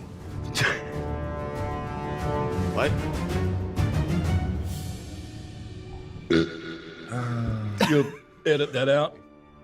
Hold on, yeah, I'm actually shaking. Yeah. Yeah, I think I'm going to test my heart rate after this because it's up. It's way up. I've got to get my lips out of that. Go. Good luck. That was a lot. That's a lot, Hugh. That's a lot. Okay. There we go. Oh, there fuck we it. go. I know, yeah. Oh, fuck it. Yeah, I know immediately. Probably the spiciest thing you've ever eaten, I'd imagine. 100%. Number 6 was the spice at 5. But what I want to do here is I want to play a little game. Dom, can we bring out the paddles? What? So over here we have some paddles. You can see that there's a Canadian flag on one side, and there's an Australian flag on the other. And what I'll do is I'll hit you with a superlative, you know, like which country has better food, and then you'll vote with the paddle. And if there's a disagreement, it maybe would be nice to debate it in real time, but I understand that's a lot to throw at you, especially given the circumstances. And then we're gonna bring in some ice cream for you guys too. Oh, that's nice. Here comes some ice cream. Oh, thank you, Victoria. I may have reached my limit. I really may have reached my limit. No, you got one more, Hugh. You son of a bitch. Okay, and now those are now installed. I should actually be fine with that, and that should fix the modding problem I just had. So now we're going to take this, go back to PS3, take that name, but then we're going to save it here. And yes, because it already exists, and we can't do it now because the original file is open in AFS Explorer. And from there, it cleans the trees, and then we can close that, continue that. And that's okay. Has caught up. Still, again, nowhere close to Hot Ones, which is available in many respected online retailers. Which country has produced better films? How can you still be? Oh, that's a really tough question. I hate to say it. I'm going to say it. Yeah. There you go. Just the 70s, 80s, Queen we of the really Desert. did really well. Muriel's Wedding, Basler. Oh my god, Ryan Reynolds looks like he is in an immense amount of pain. Thank God I can handle heat more than he can. I actually can, I just think it's because of the excessive heat there is for,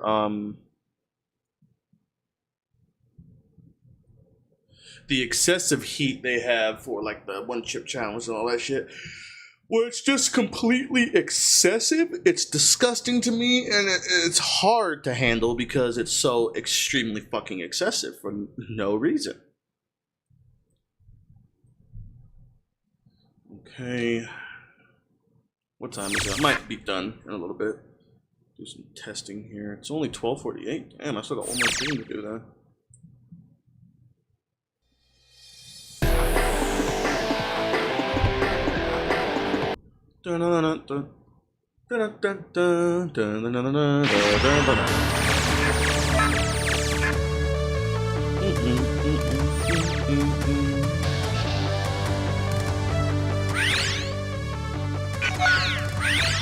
Single battle. We're gonna test all transformations now. And then we'll just do.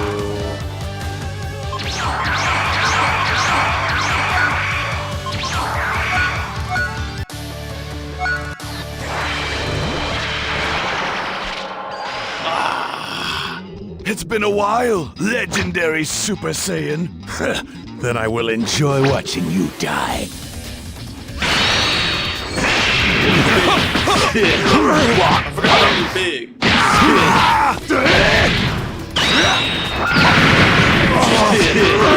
Damn.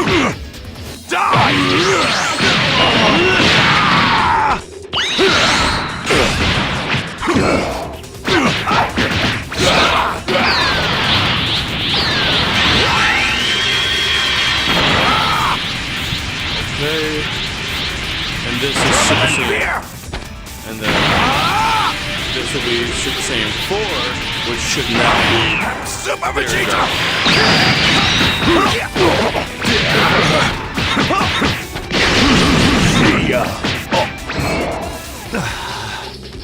And then just to make sure, because this is Zeno's. Pass around.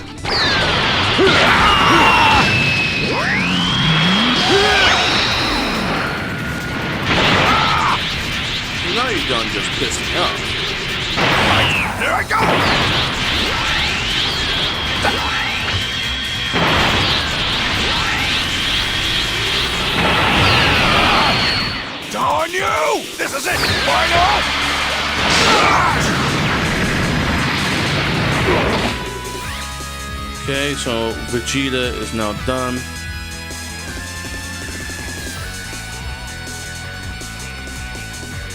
Okay, that mod has been done there. Break 'em around. Oh, Gallipoli. Gallipoli, I love that movie. That movie's awesome. Yeah. Rabbit Adventures of Priscilla? How about this? The castle. Best seafood. Oh. Shush your mouth. Well, 98%. Shut your filthy mouth. You can't, no. I'm going to shoot every scene where I have to cry. Ryan, are you thinking about maybe the salmon out of British Columbia or something? I am. Oh, yeah. You are. That salmon is pretty awesome. Yeah. How about the best All right, scenery? guys, Better thank you for scenery. showing up for my stream tonight. Remember, like, comment, and subscribe. Come back in about 20 minutes. I'm going to go take a... Actually, now I'm done for the night. I've been doing basically 6 hours worth of streaming, and it's been nothing but mods and learning and installing and all that shit. So you guys will have a great night. I will see you first thing tomorrow after I get some shit done. I'm going to be streaming damn near all day tomorrow. But I'll see you guys tomorrow. Y'all have a good night. Stay safe, and bye.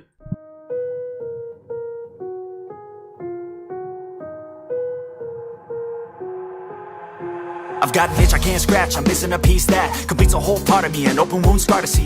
Everybody come here, gather round, welcome to the freak show, the best in town. What the hell's wrong with me? I don't get along with anybody, honestly. I've been living in my own head constantly, thoughts jumbled round, think I need a new lobotomy. Wait, all these thoughts are too negative. I don't wanna get lost in the sedative. Gotta show them what I got, I'm competitive. You know I'm about to go off.